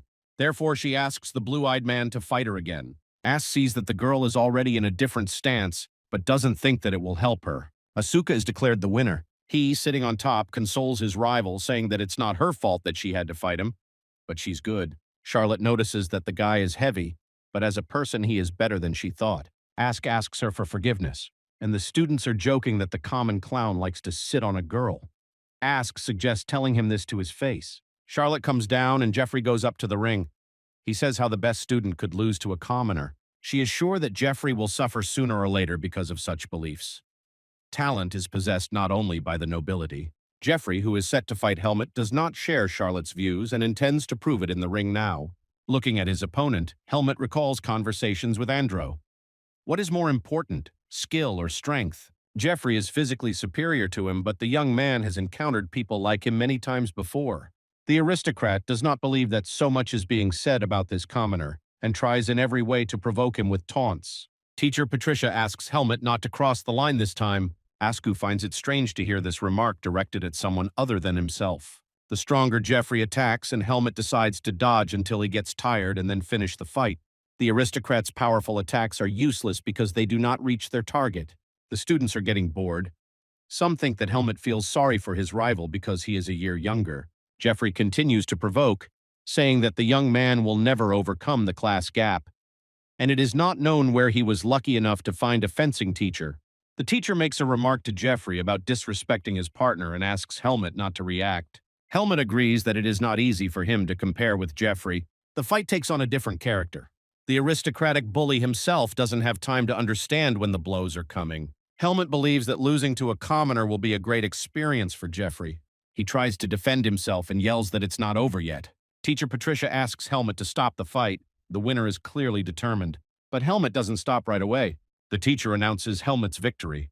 During the sparring, the second-year students, without hiding their superiority, defeated the first-year students, although the teacher constantly reminded them of respect for their opponent. After class, Charlotte is drinking water from a fountain when Helmut walks by. After an awkward pause of glances and stuttering, they greet each other. Helmet considers asking Irene about Margaret from his medallion, but comes to the conclusion that it will do no good, especially if Charlotte realized that there was a seed of darkness in him. In the young man's opinion, even Kudro would not have accepted him if he had known, and Charlotte looks on as if enchanted and remembers the fight with the big guy Jeffrey, whom the second-year student beat playfully. Helmet praises the student's skills out loud, and she responds with compliments addressed to him. The young man is surprised that she knows his name. Charlotte assures him that everyone in the faculty knows him. She would gladly fight Helmet, of course, when he has free time. The young man agrees without any persuasion. Charlotte will be looking forward to this very much. Then out of nowhere, Ask appears, and the girl immediately says goodbye. Ask teases Helmet about hanging out with a hot freshman, and he asks him to take his hands off him and leave. Ask is sure that his taunt was on target. Helmet asks not to judge him by yourself. Helmet remembers his feelings in the native forest. What he feels now is akin to a bad feeling. Here, Arya wonders if the young man really invited a freshman on a date. Based on the neighbor's reaction, the magician makes a positive conclusion. Helmet assures that in reality everything is different and asks if this is the reason for Arya's anger. The young man adds that he only exchanged a few phrases with the girl, and she asked about sparring. Arya explains that since they live in the same room, the neighbor is the closest person to him. Helmet agrees. Arya yells at him to never trust girls who want to get close, because they are just trying to get closer to the mage. Helmet doubts it. Arya is absolutely sure there were cases when girls dressed as guys to get into the dorm to see the magician. The magician has no doubt that among his fans there may well be one with acting skills who can fool Helmet. The young man asks if the mage wants him to avoid Charlotte. Arya wants the neighbor to be on his guard. Arya feels offended for her neighbor, who doesn't even understand that a girl can make a commoner fall in love and then stab him in the back. Helmet is pleased to note that Arya is always prepared for any possible eventuality, but the thought that someone might be interested in his appearance did not even occur to the young man. 4 friends in Baden, and Sion is simply terrified. There is a sign on the door of the establishment they came to that says closed. It all started much earlier that evening when Arya checked the answers, and he gave the verdict that they were not bad at all. Even Ask appreciated that Helmet had survived the inhumane conditions of his training with Arya, who immediately declares that this is just the beginning because the answers are far from ideal. Here, Sion declares that he has found an ideal place especially for those who are preparing diligently. They're making hot waffles with strawberry cream, and Sion invites everyone. Even Arya agreed, only Ask doubted that the cafe would still be open. And here Sion is crying at the closed door of the establishment he wanted to visit with friends. But he wants to eat, and he takes the company to a cafe with toasts. This establishment is open. Ask is surprised by the high cost, saying that his family only sends him money for his studies. Sion objects that Ask also receives an excellent student scholarship, and the blue-eyed man immediately starts to get angry. Arya, on the contrary, notes that he did not expect such purity because magicians see the smallest specks of dust, although Sion is not susceptible. Zalanovlazi immediately complains that a mega level of sensitivity is needed for spirit magic. But Arya believes that the spirits themselves are sensitive, but not Sion. Sion is brought a sandwich from the main menu. Helmet is then served a signature dish called the Greta Academy Fencing Department's Special Toast. The size of the toast is impressive. Ask laughs that the young man will finish it in the dorm. Arya wonders if fencers have stomachs that are at least 5 times bigger than other people. Sion explains that this toast is just a marketing ploy. It can simply be divided among everyone. Then Charlotte and Jeffrey enter the cafe and greet the 4 friends. The girl immediately admires that they also came to try the signature toast. Jeffrey argued with Charlotte. Ask underestimates her, although intensive training requires intensive nutrition. Helmet automatically agrees with her. Charlotte adds that their meeting here is very symbolic. At these words, Arya gets up and clarifies that the girl's name is Charlotte, and she probably knows the name of the magician. The friends freeze in surprise. Previously, the examination committee is watching closely. Helmet and Charlotte are sparring. As a result, the girl loses and hurts her arm. The committee members thank the participants and ask them to wait until they are given their grades. Arya approaches Charlotte. Of course, she has heard about the star of the magic faculty. In the cafe, Helmet looks at the magician in surprise. Charlotte blushes and doesn't understand why. Sion states that as long as Arya is around, none of them will start dating girls. Helmet understands that the only thing that suggests a possible family connection is his and Charlotte's appearance. It's wiser not to get too close for now. Ask is deep in thought and talking to himself about whether he will be suspended in the 2nd semester. Then Helmet comes in and the blue-eyed man gets scared. He immediately yells that you need to make sounds when you come in, so as not to scare them. Ask wonders if the sparring wasn't that easy since the fight didn't end right away. Helmet explains that the fight would have ended immediately, but the teachers specifically asked to stretch it out as much as possible. Ask is pleased with himself. He passed the practical test brilliantly. He advises to sweat over the preparation for the theory, so that Arya does not start to hate his neighbor. Arya's remark behind his back again frightens Asuka, who doesn't understand why this couple is doing this. Arya clarifies that Helmet will cope with tomorrow's magic exam and offers to check him again. The young man clarifies that Arya himself has already prepared and is no longer worried about himself but about him. Ask warns that it will be difficult to beat him on the written exam. Arya gets angry and asks the blue-eyed man to leave. The magician runs Helmet through the training materials again and again. The exam begins. Students are given 2 hours to write answers. Helmet opens his test, and in the very first task you need to describe how to act in a situation if a dark force suddenly appears, removing which is tantamount to suicide. Arya asks how the exam went. Helmet was confident in himself. All the questions were familiar, except for one to describe the actions in the event of acquiring dark power. Arya knows that Professor Rugson always adds this question, but he doesn't deduct points for honest answers. Helmet replied that in that case he would live to fight the dark forces and find a way to control them.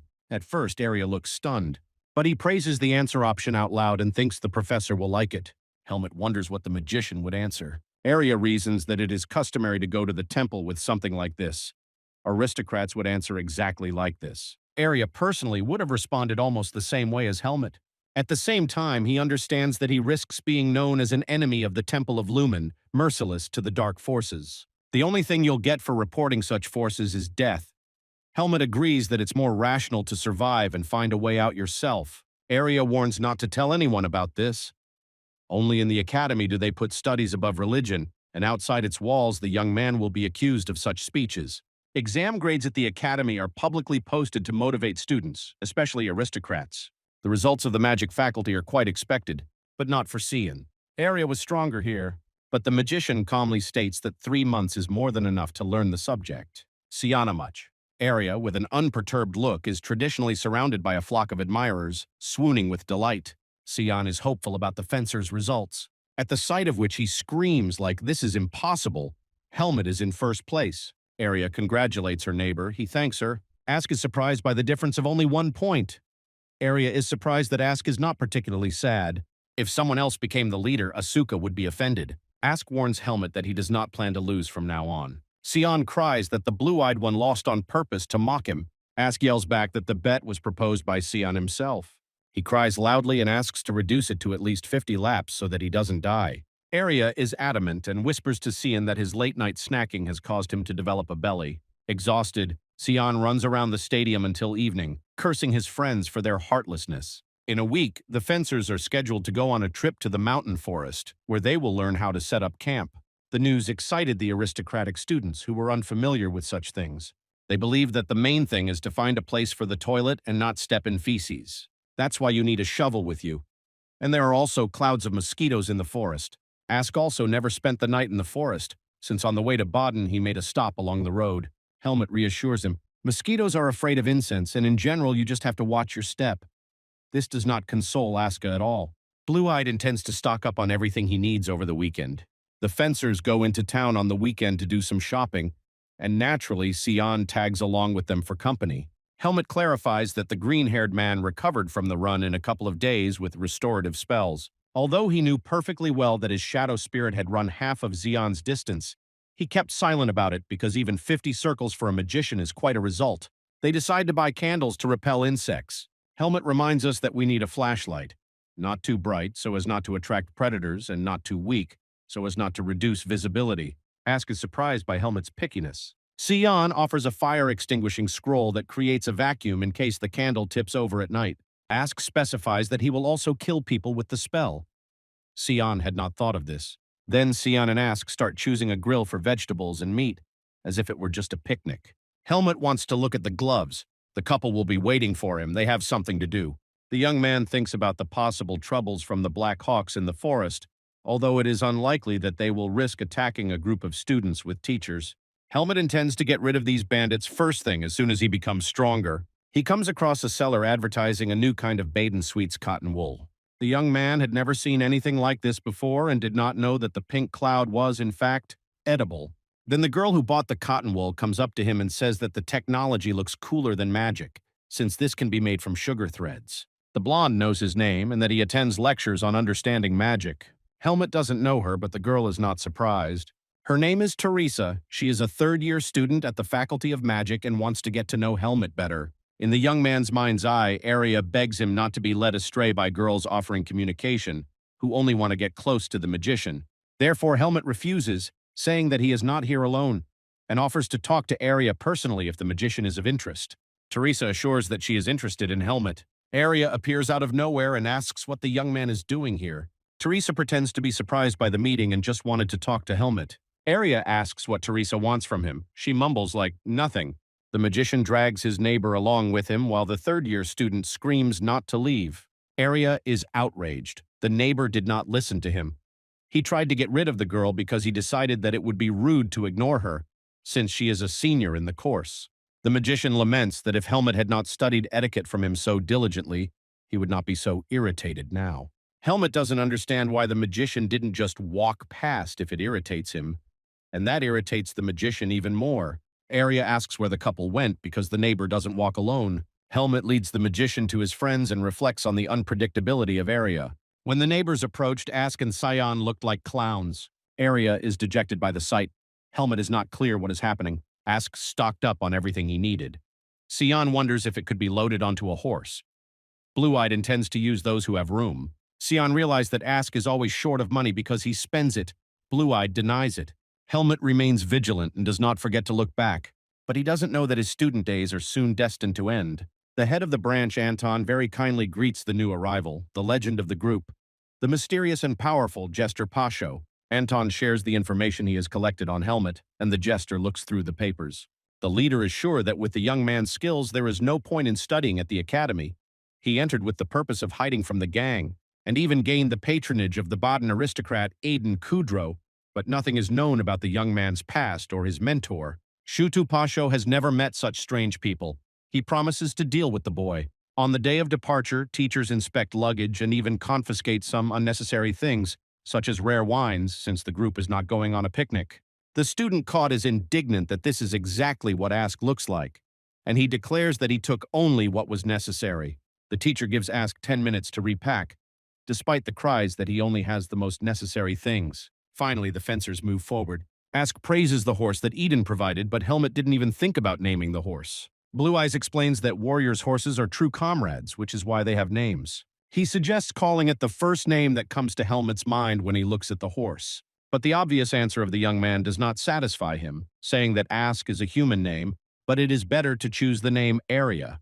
In the evening, they make a halt.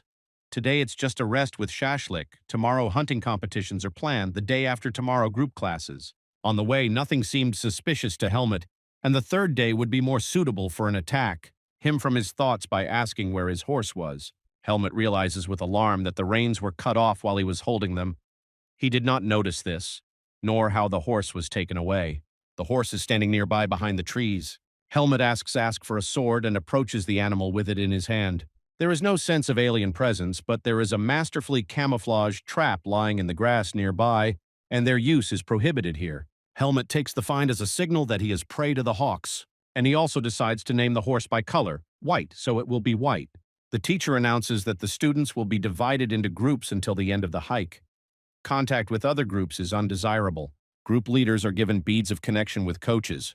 Helmet did not immediately realize that he was the leader, and his classmates are outraged that he doesn't remember them, but they introduce themselves again. The young man instructs them to start preparing dinner while he talks to the teacher. Ask finds out that Helmet wants to report the trap.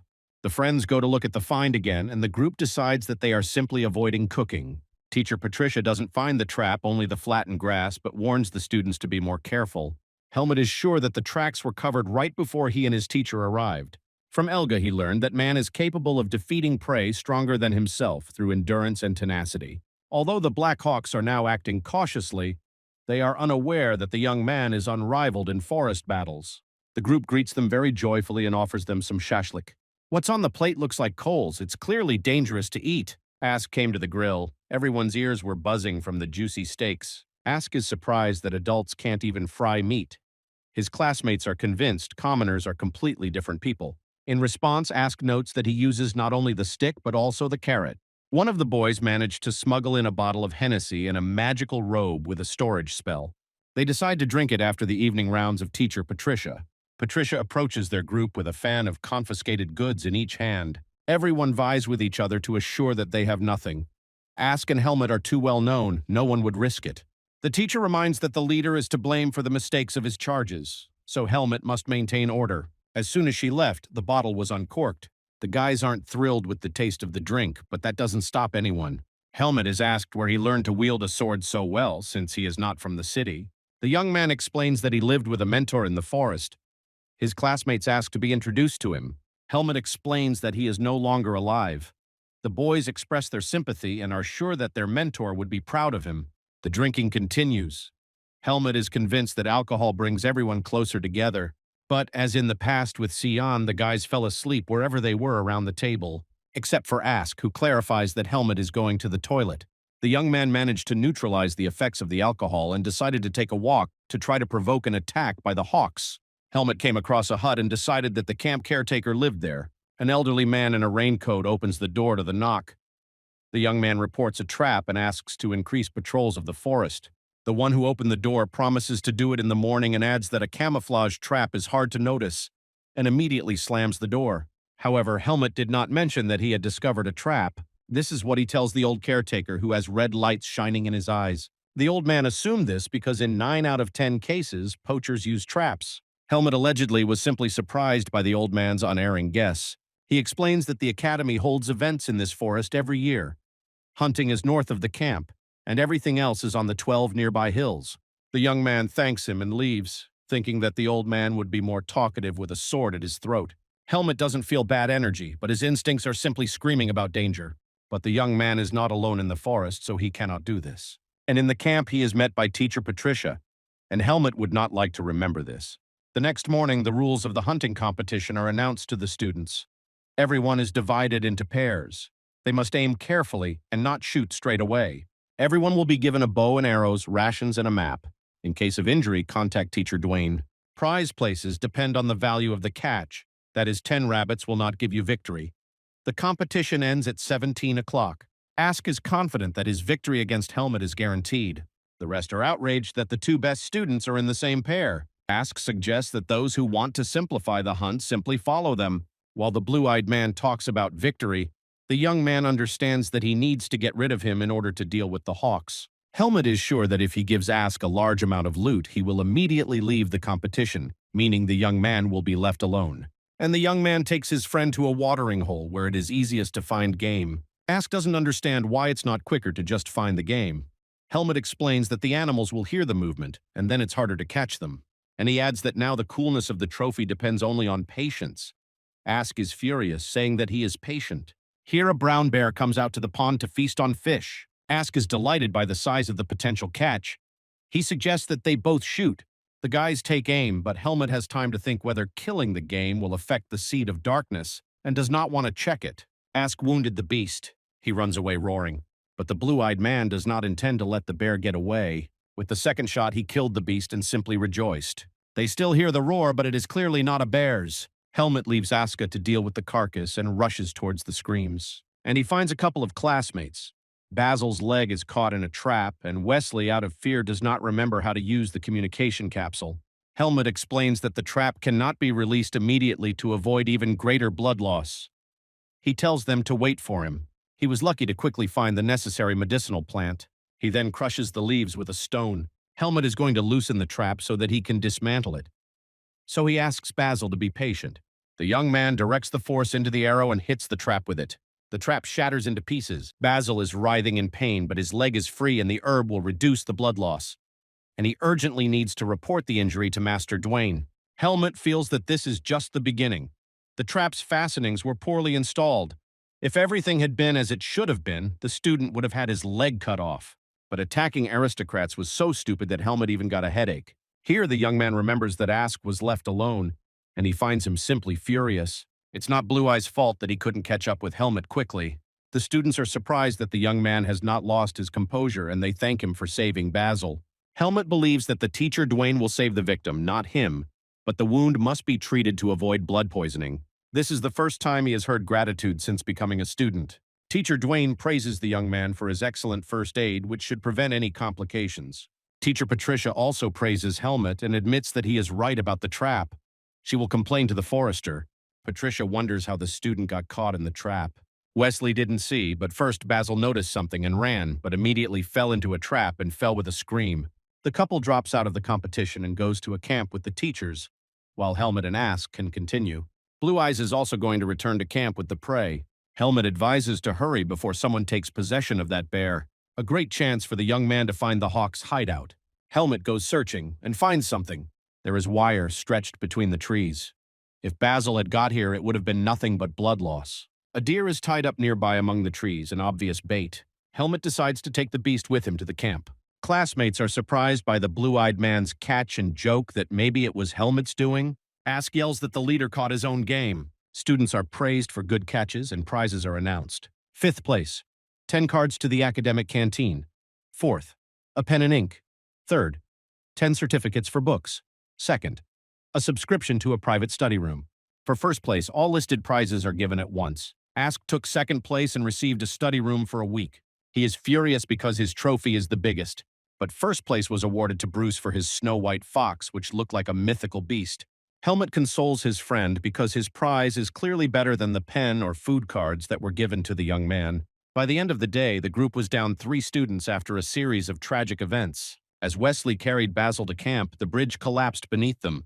While hunting, Michelle fell into a pit trap and was returned to the academy with injuries. The students complain about the bad luck on their team, but at least those who returned are sleeping on beds and not on the ground as they were supposed to.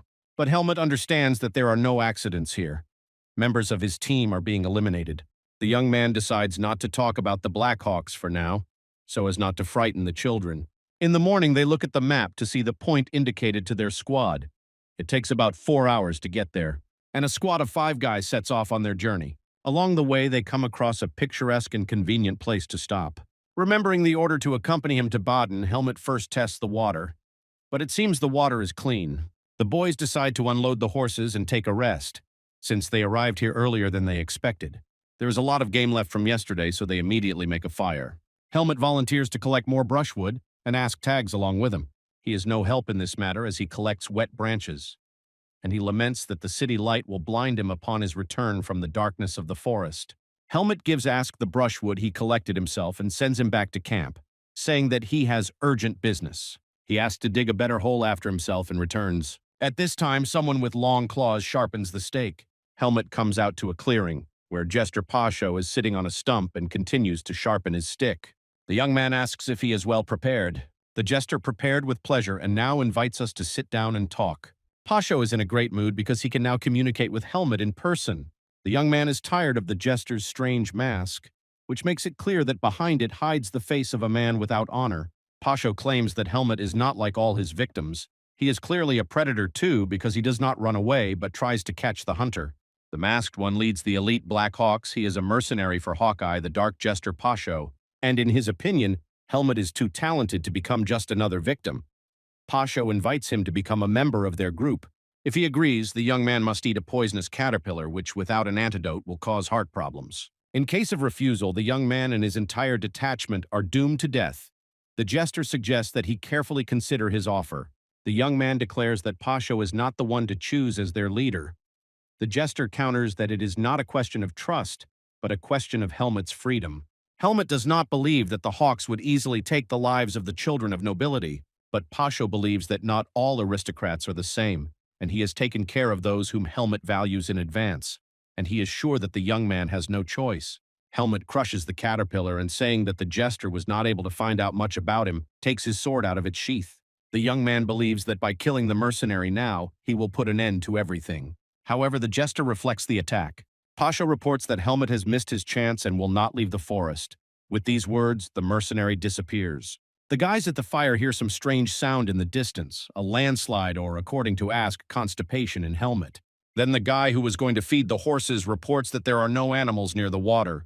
The boys are convinced that the tethers have been cut and the horses have disappeared. However, they did not hear a single sound. Here Helmet returns, slightly rumpled. Ask screams that all the horses are gone. Helmet clarifies that at least people are there and asks everyone to gather. He decides to finally reveal the truth about the Black Hawk's vendetta. The boys are puzzled that now the Dark Jester wants to kill them all. They didn't do anything to harm the Hawks. Ask slaps the guy, saying that it's not a fact that they will die. Helmet explains that most mercenaries are around rank 3 in skill and not particularly experienced. The guys are shocked. It turns out that Helmet even had to kill. The squad decides to report the situation to the teachers, but Asuka doesn't have a communication capsule. Ask screams that the ball, like the horses, was stolen by a mercenary. The rest, that the blue-eyed one simply lost it. It is dangerous to leave at night. There are probably traps all around. They decide to return in the morning. The journey on foot will take about 12 hours. Everyone is sure that the jester is unlikely to let them go, but he avoids direct confrontations and Helmet will cover the retreat. The guys decide to get some sleep and Helmet stays on guard. In the middle of the night, James and Dino also come out to him. The young man asks them to save their strength as he himself has been without sleep for 3 days. The Trinity hears a rustling sound and everyone immediately grabs their swords. But it turns out it's one of the horses. Helmet shouts not to go near the forest, but it's too late. The jester drags Dino away. Everything is covered in smoke. The jester used a smoke bomb. James is horrified by Dino's disappearance. Helmet reassures him that if the mercenary wanted to kill the guy, he would have done so immediately. Ask and Andro come running and learn about their comrade's kidnapping. Helmet is sure that it is reckless to rush headlong to look for Dino, and if he goes himself, the boys will be left defenseless. James blames Helmet for the kidnapping. He doesn't intend to abandon Dino, but he doesn't want everyone to be put in danger by rushing to save one. James can't calm down, demanding to save a friend he has known since childhood. A little later, he comes to his senses, explaining his behavior as panic from fright. Helmet clarifies that the guys realize that not everyone may return from the rescue mission, but nevertheless, they will not unanimously abandon their friend. The young man suggests developing a plan, and then an arrow with a bag tied to it falls at their feet. Helmet opens it. There is a human finger cut off while still alive. There is also a note with a map in the bag. The young man must come alone before dawn to save his comrade. The point on the map is a bit far from them, but Helmet can run there in a quarter of an hour. It's clear to the guys that the mercenary plans to split the squad. Ask thinks that they only need to hold out for half an hour until Helmet is gone. This can be considered a test, and the blue-eyed one has an idea of how they can survive. Helmet rushed to the place indicated on the map. The jester is not there, but Dino is lying at the edge of the cliff. The young man runs up to check on his friend, turns him over, and discovers a terrible picture. Pasho pumped the boy with demonic power, which, like the power of a berserker, uncontrollably tears apart his body. And when human strength runs out, Dino will die. In the meantime, he transforms into a monster and smashes everything around him with his fists. Helmet realizes that killing such a monster is quite easy. He easily dodges powerful but clumsy blows. And the Seed of Darkness reacts to demonic power. Helmet decides to cleanse Dino by absorbing the dark energy into himself and then meditate to cleanse himself. The dino monster was crushed by stones from another blow to the rocks. Helmet places his hand on his forehead and begins to pull out the darkness. The young man feels that although a large amount of demonic energy was pumped into the boy, it is weaker than that in the native forest. Helmet is confident that he can clear his comrade, and he copes with it successfully. Helmet pulls Dino out from under the rubble, but the rock, damaged by the monster's blows, begins to collapse right under them. And the 3 boys who remained in the camp stand back to back by the fire, wondering how much time has passed. Pasho slowly approaches them from the forest. Before Helmet left, the guys developed a strategy. The jester could only be defeated by controlling all open space. Ask reminds, the most important thing is not to change position. Pasho is happy that there are 4 left, but 1 is missing. James panics, saying that means Dino is dead. Ask screams in rage, you can't trust the enemy. The jester realizes that the daredevil of the trio is clearly Ask, which means the others are James and Andro. Pasho introduces himself and says that he came as a result of the guy's friendship with the wrong guy, but he's not exactly thrilled about the murder of 2 aristocrats. Therefore, he offers to hand over the commoner to him, and then he will supposedly let the 2 go. Ask is like a thorn in their side for them. The jester suggests telling the teachers that he fought the killer one-on-one and died, and he will arrange it so that it looks that way. Ask is a little nervous and shouts not to give in to provocations. The jester's speech even brought James to his senses. The Trinity refuses his offer to betray their comrade. They are confident of victory. The jester considers the children stupid and in this case intends to kill them all. Dark Pasho seems to dissolve into thin air.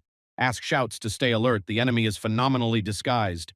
The students realize that the jester is simply playing with them, yanking them one by one with lightning-fast, unexpected attacks. The boys don't get it badly. and the Dark One gloats, saying that the students are no good for fencers and promises to increase the pressure. The jester, like a jackal, flies up, attacks, disappears, and watches his prey from the side.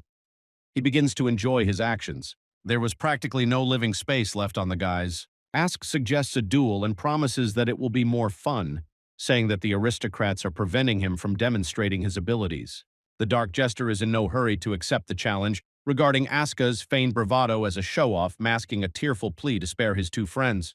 The promise of more fun doesn't really appeal to him either, but Asuka's desperate cry that if Pasho doesn't put him down, then there's no point in competing with Helmet, works immediately.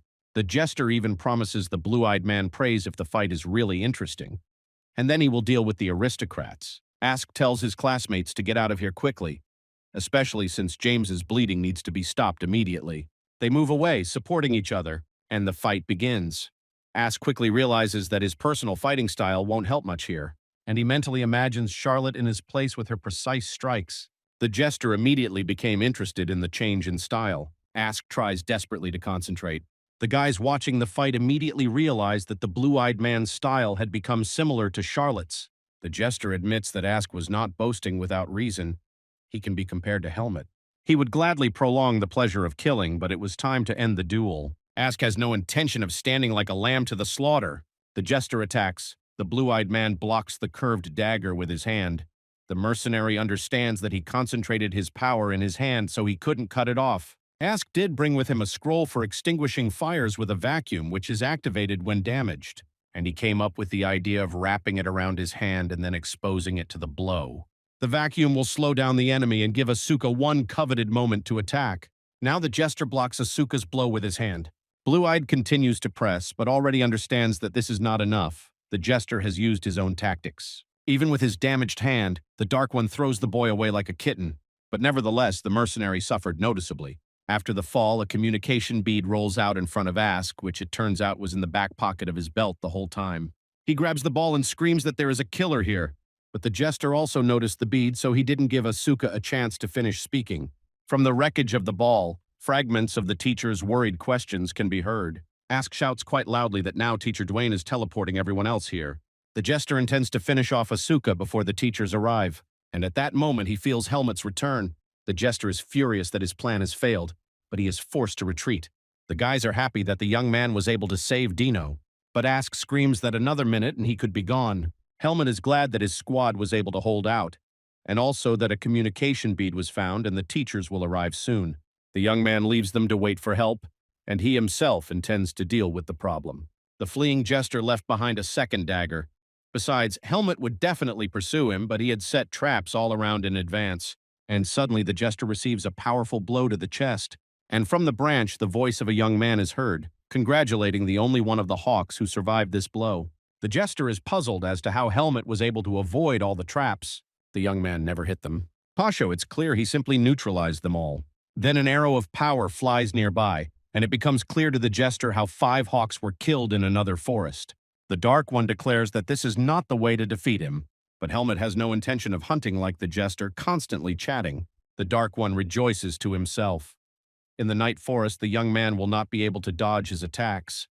He is sure that in the heat of the chase, the boy simply made a mistake, without thinking about it. However, Helmet repels the Jester's attack. The latter writes it off as pure luck and prepares to attack with full force. No result, that is, a coincidence is excluded. An ordinary person is not able to notice the Jester through magic. Pasho decides that Helmet senses his rage, uses it to determine his location and repel attacks. The Jester did not expect such an inhuman reaction as that of the young man who had bypassed all his traps. Helmet asks if the Jester has already used all his tricks. Pasho has suffered severe blood loss. He is unable to maintain a state of stealth and is almost out of strength. But the opponent's strength is not infinite either. The Jester plans to hold out until Helmet becomes exhausted. But the young man disarms the mercenary. Pasho is forced to surrender. Helmet breaks his legs so that he doesn't decide to run away. The Jester is outraged by the swordsman's cruel treatment, to which he hears in response that it was not a sparring match between them. Pasho asks for mercy and in return promises to dissuade the hawks from pursuing him. In response, the young man breaks his enemy's wrist and fingers. Helmet sees no point in mercy. He can kill the Jester and then kill everyone who comes after him. The young man raises his sword for the final blow, but he is stopped by someone's voice behind him. A figure in a hooded cloak promises trouble if the jester dies. Helmet senses stronger waves of energy from the stranger than from the jester. The jester stutters as he greets Ravenclaw, the leader of the Black Hawks. Talon offers to pardon the jester and is ready to offer a fair price. An end to the persecution, finances, plus information. Helmet thinks, because after the murder, the Seed of Darkness will be activated again, and in his current state, he won't be able to cope with the leader. Claw gives 300,000 marks and offers to answer one question. Helmet needs 5 answers from each. Kogot has been trading information for over 10 years, and he can immediately see when a client has a lot of questions. Like a young man, he agrees to give only 5 answers, which he already considers extremely disadvantageous for himself. Helmet finds out where the jester hid the horses and that no one will take revenge for the injured Pasho. Then, despite the wounded youth's protests, the tip of his sword removes his mask, and he understands that in this case the mask is more of a necessity than camouflage. So Helmet has 3 questions left. Talon gives him a personal bead of communication. Helmet can ask 3 questions over the course of 10 years. Helmet also demands a cloak with a magical cache, so as not to arouse suspicion with the presence of a bead. Claw throws off his cloak, and Helmet sees the forester from the hut underneath. The leader is a specialist in disguise, and he planned to win Helmet over with the old man's appearance. The young man throws the wounded man around like a rag doll. Helmet promises that he will not spare the jester the next time they meet. The leader unexpectedly thanks the young man. Talon wonders why the young man hesitated when he raised his sword, because he has no shortage of determination, and in some situations one cannot hesitate. Helmet agrees with the leader, but now he is a student at the academy. Claw laughs. Students are certainly not murderers. The leader will wait until Helmet has questions. Predatory Claw takes away the rescued jester. He complains that he had to give away 3 answers in addition to the money and the cloak. The jester intends to take everything back as soon as he recovers. The leader is sure that Pasho's victory is not in sight, so Helmet's hawks will not touch him. Talon is sure that the only way to kill the boy is to sacrifice all the hawks at once. This is not rational. Helmet does not abandon his friends, therefore he is more valuable as a friend than as an enemy, even though he is elusively similar to a wild animal. The young man returns to the camp where he is met by worried teachers. They also read that he chased the killer alone. Teacher Dwayne sewed Dino's finger back on and healed his wounds, but he can't help with the remaining demonic energy, but he wants to know what happened. The young man says that Dino suddenly turned into a maddened monster and then just as suddenly lost consciousness. Dwayne thinks Dino is lucky that the demonic force didn't burn out his bloodstream. Apparently, it was only a small amount. Now we need to send him to the temple for purification, which will give him a second chance. Teacher Patricia laments that she did not foresee the extent of the danger after the traps were discovered. Helmet was even amused by the powerful enemy, if not for the fact that his friends were also under threat. The young man is surprised by the internal changes since he began his studies. Here Arya appears, summoned by Professor Dwayne. Teacher Allen entrusts him with healing Helmet. Arya can see that the fight was serious since the wounds are so deep. Helmet talks about morality. If you don't save someone, you will endure pain all your life. The magician objects that in this case all his comrades survived. Helmet is not sure that he will be able to save everyone another time. Arya explains that aid is not charity. People help in anticipation of help in return, and it is mutual aid that helps to survive. But Arya is sure that many people are unlikely to rush to help their neighbor. Helmet expects the squad to hate him for almost getting them killed. The magician completed the healing and sent the young man to ask the guys about it himself. Helmet approaches with words of forgiveness, but everyone thanks him in turn. Ask clarifies that the hired killer will not bother them anymore, and he notes that Helmet won only because he was wounded. James thanks Dino for saving him, for his patience with his antics, and shakes the young man's hand. James promises to come to the rescue if Helmet needs his help. Memories of how he had already been thanked for saving him flash through the young man's mind. As Arya asked if he considered helping an act of charity, how Teacher Allen told him and asked about universal equality regardless of class. Helmet comes to the conclusion that real power is a sincere handshake, support, faith, and a heartfelt connection. Human strength lies precisely in this and not at all in suppression. James says that sparring at the academy will now be child's play for him. The guys are happy that everyone was able to survive. Arya offers Helmet to teleport back with him and Master Dwayne, but the young man prefers to return with his squad. Arya says goodbye until we meet at the academy. The guys ask what Arya wanted and decide that teleportation was only offered to Helmet because he is the magician's neighbor. Despite all the ups and downs of the campaign, Helmet feels a surprising surge of strength. The city is bathed in bright sunlight, the kingdom of Bazor. There is a figure in a cloak standing in front of the gate. He is a fair-haired young man with green eyes who reflects that his grandfather is from Baser. If Helmet had been told that when people look at the moon they are thinking about him, he would not have understood at all what they were talking about and would have seemed callous. If Asku were told that when they look at the moon they think of him, he would be glad of the excuse to punch someone in the face. If Arya were told that when people look at the moon they think of him, he would think of Helmet.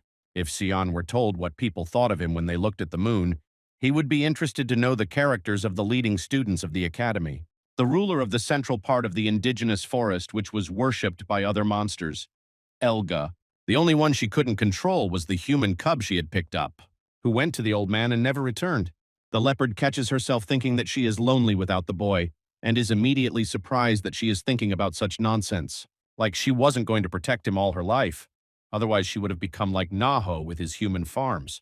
But still, Elga wonders whether she made the right decision in sending the boy to the people. And the rustling of the grass is hopefully mistaken for Helmet's steps, but it turns out every time to be just a small monster.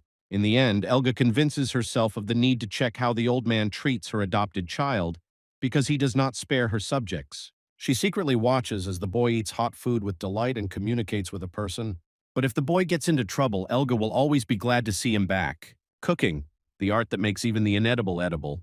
Darien believes that he is not good at cooking, and his soup won Helmet over only because he had previously eaten exclusively Elga's catch. In the human world, according to Darien, there are many delicious things, and Helmet dreams of trying everything someday. The dishes prepared by Sin were very delicious. The blonde guy even dreams of earning enough money to buy his own restaurant. The rest of the Vanguard mercenaries recall with horror that before Shin they cooked in turns. And if it was Tanya or Uther's turn, it was better not to eat at all. Tanya is right there and hears everything. But her comrades really think that she would be better off holding a sword than a kitchen knife. Baden Cafe with signature sandwiches for fencers. Charlotte and Jeffrey begin a competition to see who can finish a giant dish first. The participants cut it into pieces at the same time. Jeffrey's pieces are large, but he squeezes them before putting them in his mouth. Charlotte took the sandwich apart into its individual ingredients to make it easier to eat. Helmet is already tired of chewing, but the sandwich has only shrunk by half when the satisfied first years head for the exit. They each knock down the same amount and return to the academy. Even lying in bed, Helmet thinks about the ill-fated sandwich, the remains of which Ask and Sion ate. How will the heroes react to the phrase that it was done so-so but nevertheless well done? Helmet decides to ask Arya what this could mean. Ask will get furious and decide that they said that because he is a second-year student and will attack the speaker. Arya will state that this is why he does not communicate with the person who said this, because he is simply not able to appreciate the greatness of his work. If Ask or Helmet told Sion something like that, he would thank her. Arya wouldn't tell him that. To strengthen friendship on the course, it was decided to arrange an exchange of gifts. Expensive ones are prohibited. Helmet is stumped by the idea. He wanders around the store and wonders what kind of gifts people give each other. Asuka thinks of an eye mask like Zoro's. Sion rushes to buy cream buns and cries at the door of a closed bakery. Arya is already inundated with gifts from fans, so he simply decides to give them to Helmet. The day of exchanging gifts has arrived, and everyone looks at theirs with surprise. Helmet has 4 tickets to the magician's show. Sion decided that they would of course go to the show together. Ask became the happy owner of a jar of wax to polish his sword. Helmet believes that one should give something useful. Ask would prefer money. Sianu gets a mini terrarium, inside of which something rustles, the spirit of the forest, and he cries with pity, "How can you twist the poor spirit like that?" Arya's soulless experiments. Arya looks thoughtfully at the pendant with the sword, until she hears Ask laughing at it, laughing until she gets hit on the head with the pendant. A question needs to be asked of a top student. Helmet is asked his opinion of teachers. He remains silent in response because he doesn't think about them at all. Ask who passed the exam better than everyone else, even though it was last time, has some ideas. Alan's teacher is asked to describe Helmet. He talks about his amazing sword skills and is not sure that such talents will ever be seen again. Teacher Patricia recalls how Helmet hid alcohol in his team, but says out loud that measures must be taken to prevent him from turning into Asuka. Professor Duane is asked to describe Arya. He notes the student's diligence and talent. If you ask the best test taker about the teachers, Arya will call them good people. And he tells Cian to stop if he is trying to get academic recommendations under the guise of an interview. Hereditary Baden aristocrat, swordmaster of the Eden Academy Kudro has many varied hobbies, and he also hopes to instill good manners in Darien's last student. He apologizes to teacher Patricia because he is busy with the graduates and does not have time to help prepare for the trip to the forest. He is interested in the successes of Helmet, whom, unfortunately, he sees less often than Patricia. She kindly explains that after the incident with the expelled students, the young man became more popular with his peers. He is friends with Ask. Kudrow is glad that his ward has friends, as he was worried about his excessive coldness. Eden suggests that Helmet invite Asuka to the mansion to see for himself that the blue-eyed one is not spoiling him. The three friends come together. Asuka is awkward. He sees Kudrow during exams or when he is called to scold. Sion and Arya are very kind. Helmet trains in the yard. Eden invites the guests to rest and have dinner. The idea of dinner delights Sion, who is sure that after eating everything he will feel almost at home. Arya does not understand what there is to brag about. Kudrow watches the guys and is glad that Ask has become much better than in his first year. Later, Helmet often came with friends. After this, every time Sion was hungry and without money, he offered to take advantage of Kudrow's kind invitation to come at any time. Even Ask pulled him up, saying that the professor didn't have a restaurant. Arya asked every time whether he had to be there too. A week after completing the training mission, Dino returns to the academy safe and sound. The students greet him and are amazed at how much hardship his squad had to go through to be saved. Boltonov is immediately besieged by Ask. The fact that the blue-eyed one stands up for Dino caused almost a greater furor than the recovery of the kidnap victim. The showdown over who drove away the killer, Helmet or Asuka's injury, drives the blue-eyed man into a rage. Upon his return, Helmet threw himself into training in a private gym, as his fellow students think. The young man meditates there because he feels that by absorbing the demonic power, the seed of darkness has increased. But the emotions and experiences he experienced and the new strong opponents also led to an increase in Helmet's strength. His meditation is interrupted by teacher Patricia, who sends the young man to Kudrow's office. Eden greets him warmly and asks how he is feeling. The young man is fine. He had no significant injuries. Kudrow explains that Helmet is the only student who has encountered a rank 1 assassin and not received serious injuries. Eden is sure Darien would be proud of the boy, and Helmet knows his mentor would scold him for losing. But Kudrow called the student to find out about his plans for the upcoming holidays. Helmet was going to take on an order as a mercenary to travel, but he hadn't yet thought where. Eden clarifies that Helmet does not intend to be expelled from the academy. Helmet says he has learned a lot and feels his skills have improved but would like to test it. Kudrow reports that his mentor, Darien Difert, originally from the kingdom of Bazor, which Helmet, by the way, has no idea about. And during the holidays there will be a martial arts tournament. Bazor is famous for its outstanding swordsmen, and this is the perfect opportunity to test your skills. Helmet was trained by a great master, and if anyone recognized his style, the young man would have problems. Darien is the symbol, pride and spiritual leader of Bazor. His technique is definitely recognizable. At the very least, the Knights of the Order of Palma will understand that Difert was their commander. Helmet will only be able to use the general technique, which given his skills is quite effective. Helmet would like to hide not only his fighting technique, but also his appearance. Kudrow attributes this desire to the recent persecution of the Black Hawks. Teacher Allen announces the final practical test. As an exam, they will test the skills of defeating large demonic beasts. This specificity somewhat surprises Helmet. The teacher explains that the exam consists of 10 stages of increasing difficulty. The student can complete it at any stage. Typically, these exams start in senior years, but they were added after the dino incident. The guys clarify that the types of animals are not announced in advance, but the fight will be with an illusion, so there will not be any serious injuries. Ask is sure that the illusion is a piece of cake for him, but the teacher only smiles mysteriously. And Helmet, who grew up fighting demonic beasts, is looking forward to the beginning, even though he knows he won't meet a beast like Naho or Elga. Ask clarifies that Helmet passed the written exam well, meaning that the practical part will decide the championship. The young man suggests giving it his all. Ask is furious that Helmet is becoming the second area. During the exam, Ask leaves the game at level 7, and he screams like crazy that even the churchmen can't cope with such creatures. Blue Eyes was number 15 on the list. Before him, none of his classmates had reached level 5. The young man reassures his friend that it is not necessary to complete all the levels, but he yells about the inadequacy of the tasks. Helmet is called next. Ask thinks it's easier to see everything with his own eyes and try to go to level 8 to understand why he gave up. In the hall, Helmet is happily greeted by Professor Dwayne, who creates the illusions of monsters. The young man also remembered Dwayne, whom he had not seen since the forest hike. Helmet is the only fencer the professor knows personally. Moreover, on the written test, apart from the magicians, only his answer became a breath of fresh air for the teacher. And Dwayne waited for the practical exam in the hope of seeing the young man's abilities in resisting the dark forces. On the first level, a large demonic rabbit appears. Helmet is new to the sensation of fighting an illusory enemy. The second to be defeated is a demonic fox. The professor is delighted and understands that it is not only a matter of talent, the student's great experience is also evident. Then the demonic toad is defeated. The fourth to fall was the demonic serpent. The fifth monster and the sixth demonic wasp were killed without the slightest hesitation. The seventh stage was a creepy demonic praying mantis. Helmet is curious about what's going on at level 8. What Ask gave up on? A giant demonic centipede appears. The young man saw such a creature for the first time, but it did not stop him at all. The illusory beasts are nothing compared to the previously two-headed Naho. Under Dwayne's enthusiastic supervision, Helmet passed all stages of the exam, although he felt nauseous after level 10. Dwayne praises the student. You can count on your fingers those who passed all the stages, and among the second years, this is the first. That's why Dwayne established a personal reward for completing all 10 stages. Any artifact of your choice.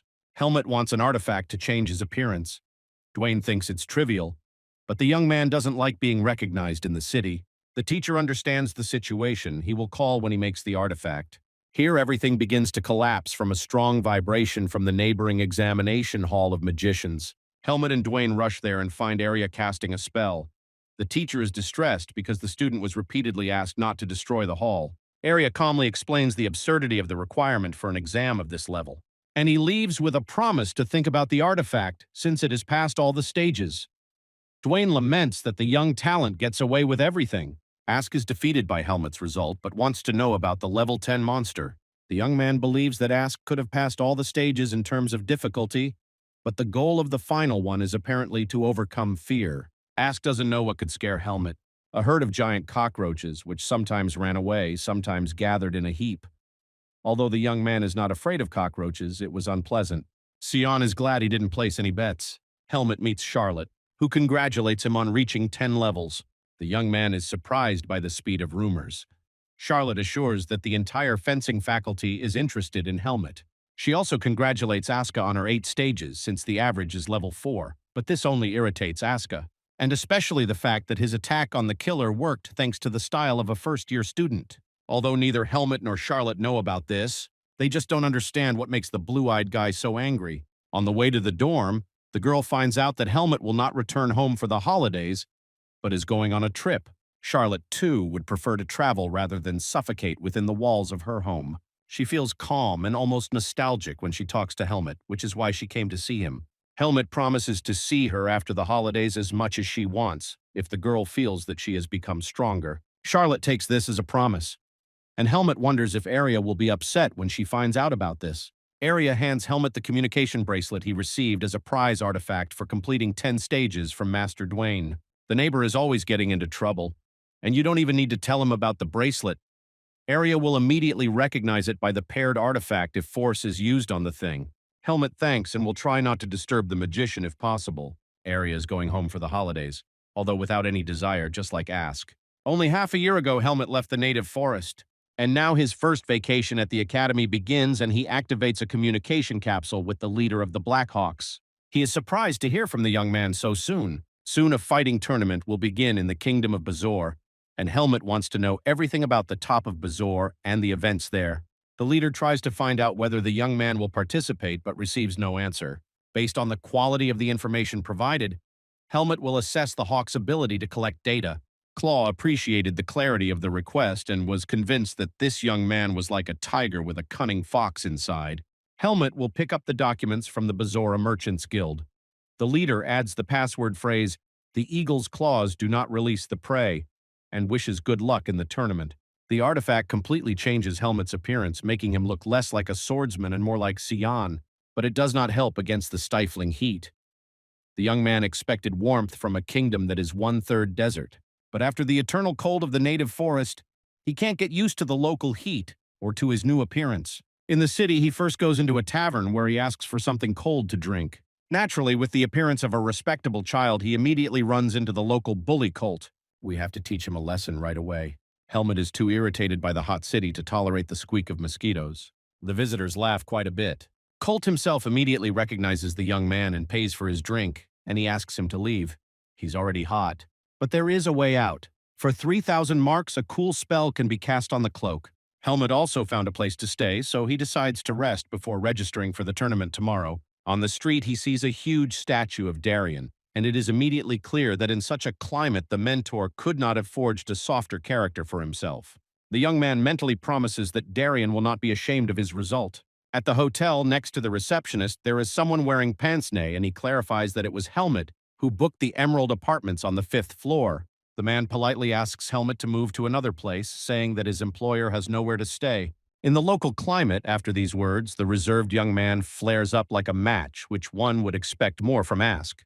Helmut is even offered some compensation for the inconvenience. The young man is outraged that the porter carelessly gave out his information. He paid for the room and has no intention of changing anything. The man in pince-nez touches his shoulder, insisting on compensation. Helmut reaches a boiling point and warns that he will cut off his hand if he is touched again. Here from the stairs comes an order to stop being rude, and a subtle blonde guy with aristocratic manners appears. He asks forgiveness for Robert, his knight, who behaved in a purely Basorian manner. The blonde guy is Mikhail. He has poor health and he couldn't find a suitable room. Helmut advises to continue searching for housing and turns to leave. But Mikhail asks to hear him out.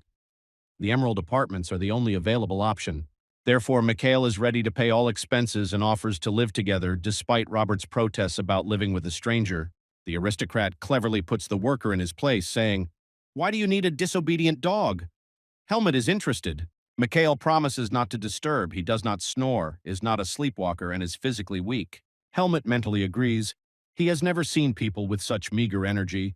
It seems that if he accidentally touches them, Mikhail will fall apart. The young man asks out loud what the neighborhood can bring him besides money. Mikhail reasonably believes that the young man arrived to participate in the tournament. The aristocrat is here as an observer and is ready to offer his support, which he considers an excellent idea. Helmut doesn't see any point in this at all. Mikhail claims that it is very difficult to gain his support. In the end, the young man agrees. Mikhail tells the porter to put a second bed in the room.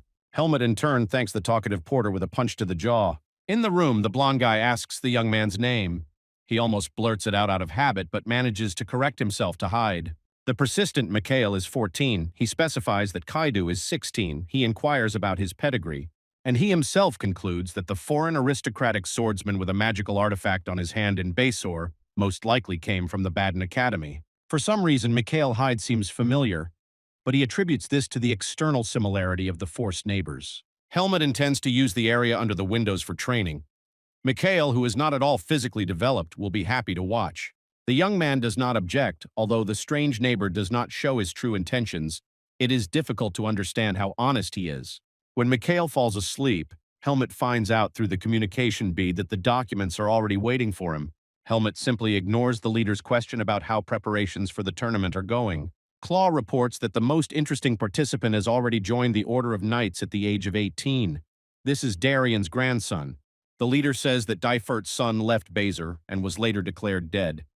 But apparently this is not entirely true. Helmut remembers his mentor's words that his son is dead and he has no grandchildren. Claw emphasizes that only the top brass in the kingdom knows about this and carefully keeps everything quiet. The young man wondered what evidence there was of blood relationship with the divine swordsman. In appearance, the grandson was a copy of his grandfather and he had his father's card with him, plus his fencing style. After Darien's disappearance, his technique was considered lost, but suddenly returned in all its flawless glory. Helmut does not know how the mentor got into the native forest, but the outside world believes that he has disappeared. Talon reports the official version. The divine swordsman disappeared in battle with the demonic scorpion, the ruler of the Basor deserts. But rumor has it that the temple is involved in his disappearance. This is reasonable. In Basor, the clergy are not respected, and Darien was practically deified. Helmut refuses to search for further information and will read the rest himself in the documents. He still has 2 answers left. Helmut is sure that the mentor knew about the hatred of the churchmen, so betrayal of loved ones is clearly involved here. Most likely, someone from the knightly order stabbed Darien in the back. The young man believes that the mentor who gave him everything he now possesses would approve of his decision to take revenge. Helmut finds it strange that besides him, someone else possesses Darien's techniques, whose son could have escaped from the hard training and passed on the skills by inheritance. It will be very interesting to see the skills of Daifert's grandson. The Royal Stadium of Basora is packed to capacity. Spectators are asked to take their seats and participants are asked to wait in line at the kerchiefs. Hyde's harmless appearance does not leave bullies indifferent. He manages to respond effectively. even though he is the first to be called into the arena. Hyde asks to move the numbers of those lying to the end. They're clearly suffering from heat stroke. Before the start of the qualifying fights, you are asked to take off your outerwear and put on the armor provided. Hyde is the youngest of the participants, and he is paired with Jackal, the terror of the night alleys. Robert explains to Mikhail, who is sitting in a separate box, that the Jackal leads a slum gang and usually only picks on the weaker ones. The Jackal immediately begins to mock Hyde's harmless appearance. Competitors are reminded, the end of the round is when a fighter surrenders or is no longer able to fight. All strikes except fatal ones are allowed. The Jackal considers his opponent an inexperienced aristocrat who simply paid money and intends to break his leg or arm with impunity. Helmet, languishing in the heat in his armor, doesn't listen to him at all, but simply wants to quickly finish everything and put on the enchanted cooling cloak. Jackal lunges at Hyde with a furious attack that immediately results in the loss of a hand. The audience was shocked. Mikhail opened his mouth in delight. The round ends with Jackal unable to fight and the incredible fighter Hyde advancing to the next round. At the hotel, the dining table is laden with food, and Mikhail is delighted with the fight. The young man thinks there is too much food. The blonde boy pays for everything because a swordsman must eat well. Helmet says that he can't be bribed with such things, but Mikhail laughs that it's simply not too much trouble for him. The aristocrat asks that the treat be regarded not as a debt that will have to be repaid, but as an investment. And he explains that by investing you can get much more, albeit with a certain amount of risk. The neighbor does not promise anything grand, but Mikhail has a premonition of the opposite and is willing to take the risk. The young man joins the meal. When the neighbor falls asleep, Helmet goes to get the documents prepared by the Hawks. The thickness of the stack and the meticulous presentation of the data indicate impeccable presentation of the information. Ludus attracts attention. Kikero, Darien's former second-in-command who took his place after he disappeared. And all these years he successfully exterminated desert monsters. Of the people Helmet knew, only Ludus and Eden knew Darien personally. The young man wonders why his mentor sent him to Eden but not to Ludus, and he never mentioned knights. Helmet recalls that Darien said that caution is no guarantee of safety, and asked him not to lose himself no matter what happened. The mentor obviously knew about the betrayal and exile to the native forest, but the priest would hardly have been able to pull it off, unlike someone close to him. Helmet is convinced that all the evidence suggests that Ludus betrayed Darien, and if his assumption is confirmed, Helmet will leave Bazaar only after he has taken revenge. While the young man is pondering over the papers, his neighbor, it turns out, is not sleeping. In the second round, Hyde, who is gaining popularity with the audience, brilliantly defeats his opponent. The final of the tournament will take place in 2 days. Helmet plans to return to the hotel and continue studying the documents, but Robert calls out to him. In the private box, Mikhail greets his neighbor and offers to watch the rest of the fights with him, since his young man finished his so quickly. Helmet doesn't know if it's allowed to watch other participants. But the rules don't prohibit it, it's just not accepted by the residents of Bazaar. Michael finds watching potential rivals fun. The next pair of fighters are announced. They are Kyle, the head of the Kendo Hall, and the youngest of the Palm Order, Luke Jaeger. While the opponents exchange pleasantries, Helmet realizes that Luke looks like a young Darien. Now the young man is interested in watching the fight. Kyle sees the closed stance typical of the Order of Palma members. Luke is younger than his opponent, so he is ready to go first before the crowd gets tired of waiting. Kyle realizes that Jaeger is landing a perfect low blow, and at first it seems to him that the young knight is giving in to him. But the blood spatter proves otherwise. Helmet watches the fight closely.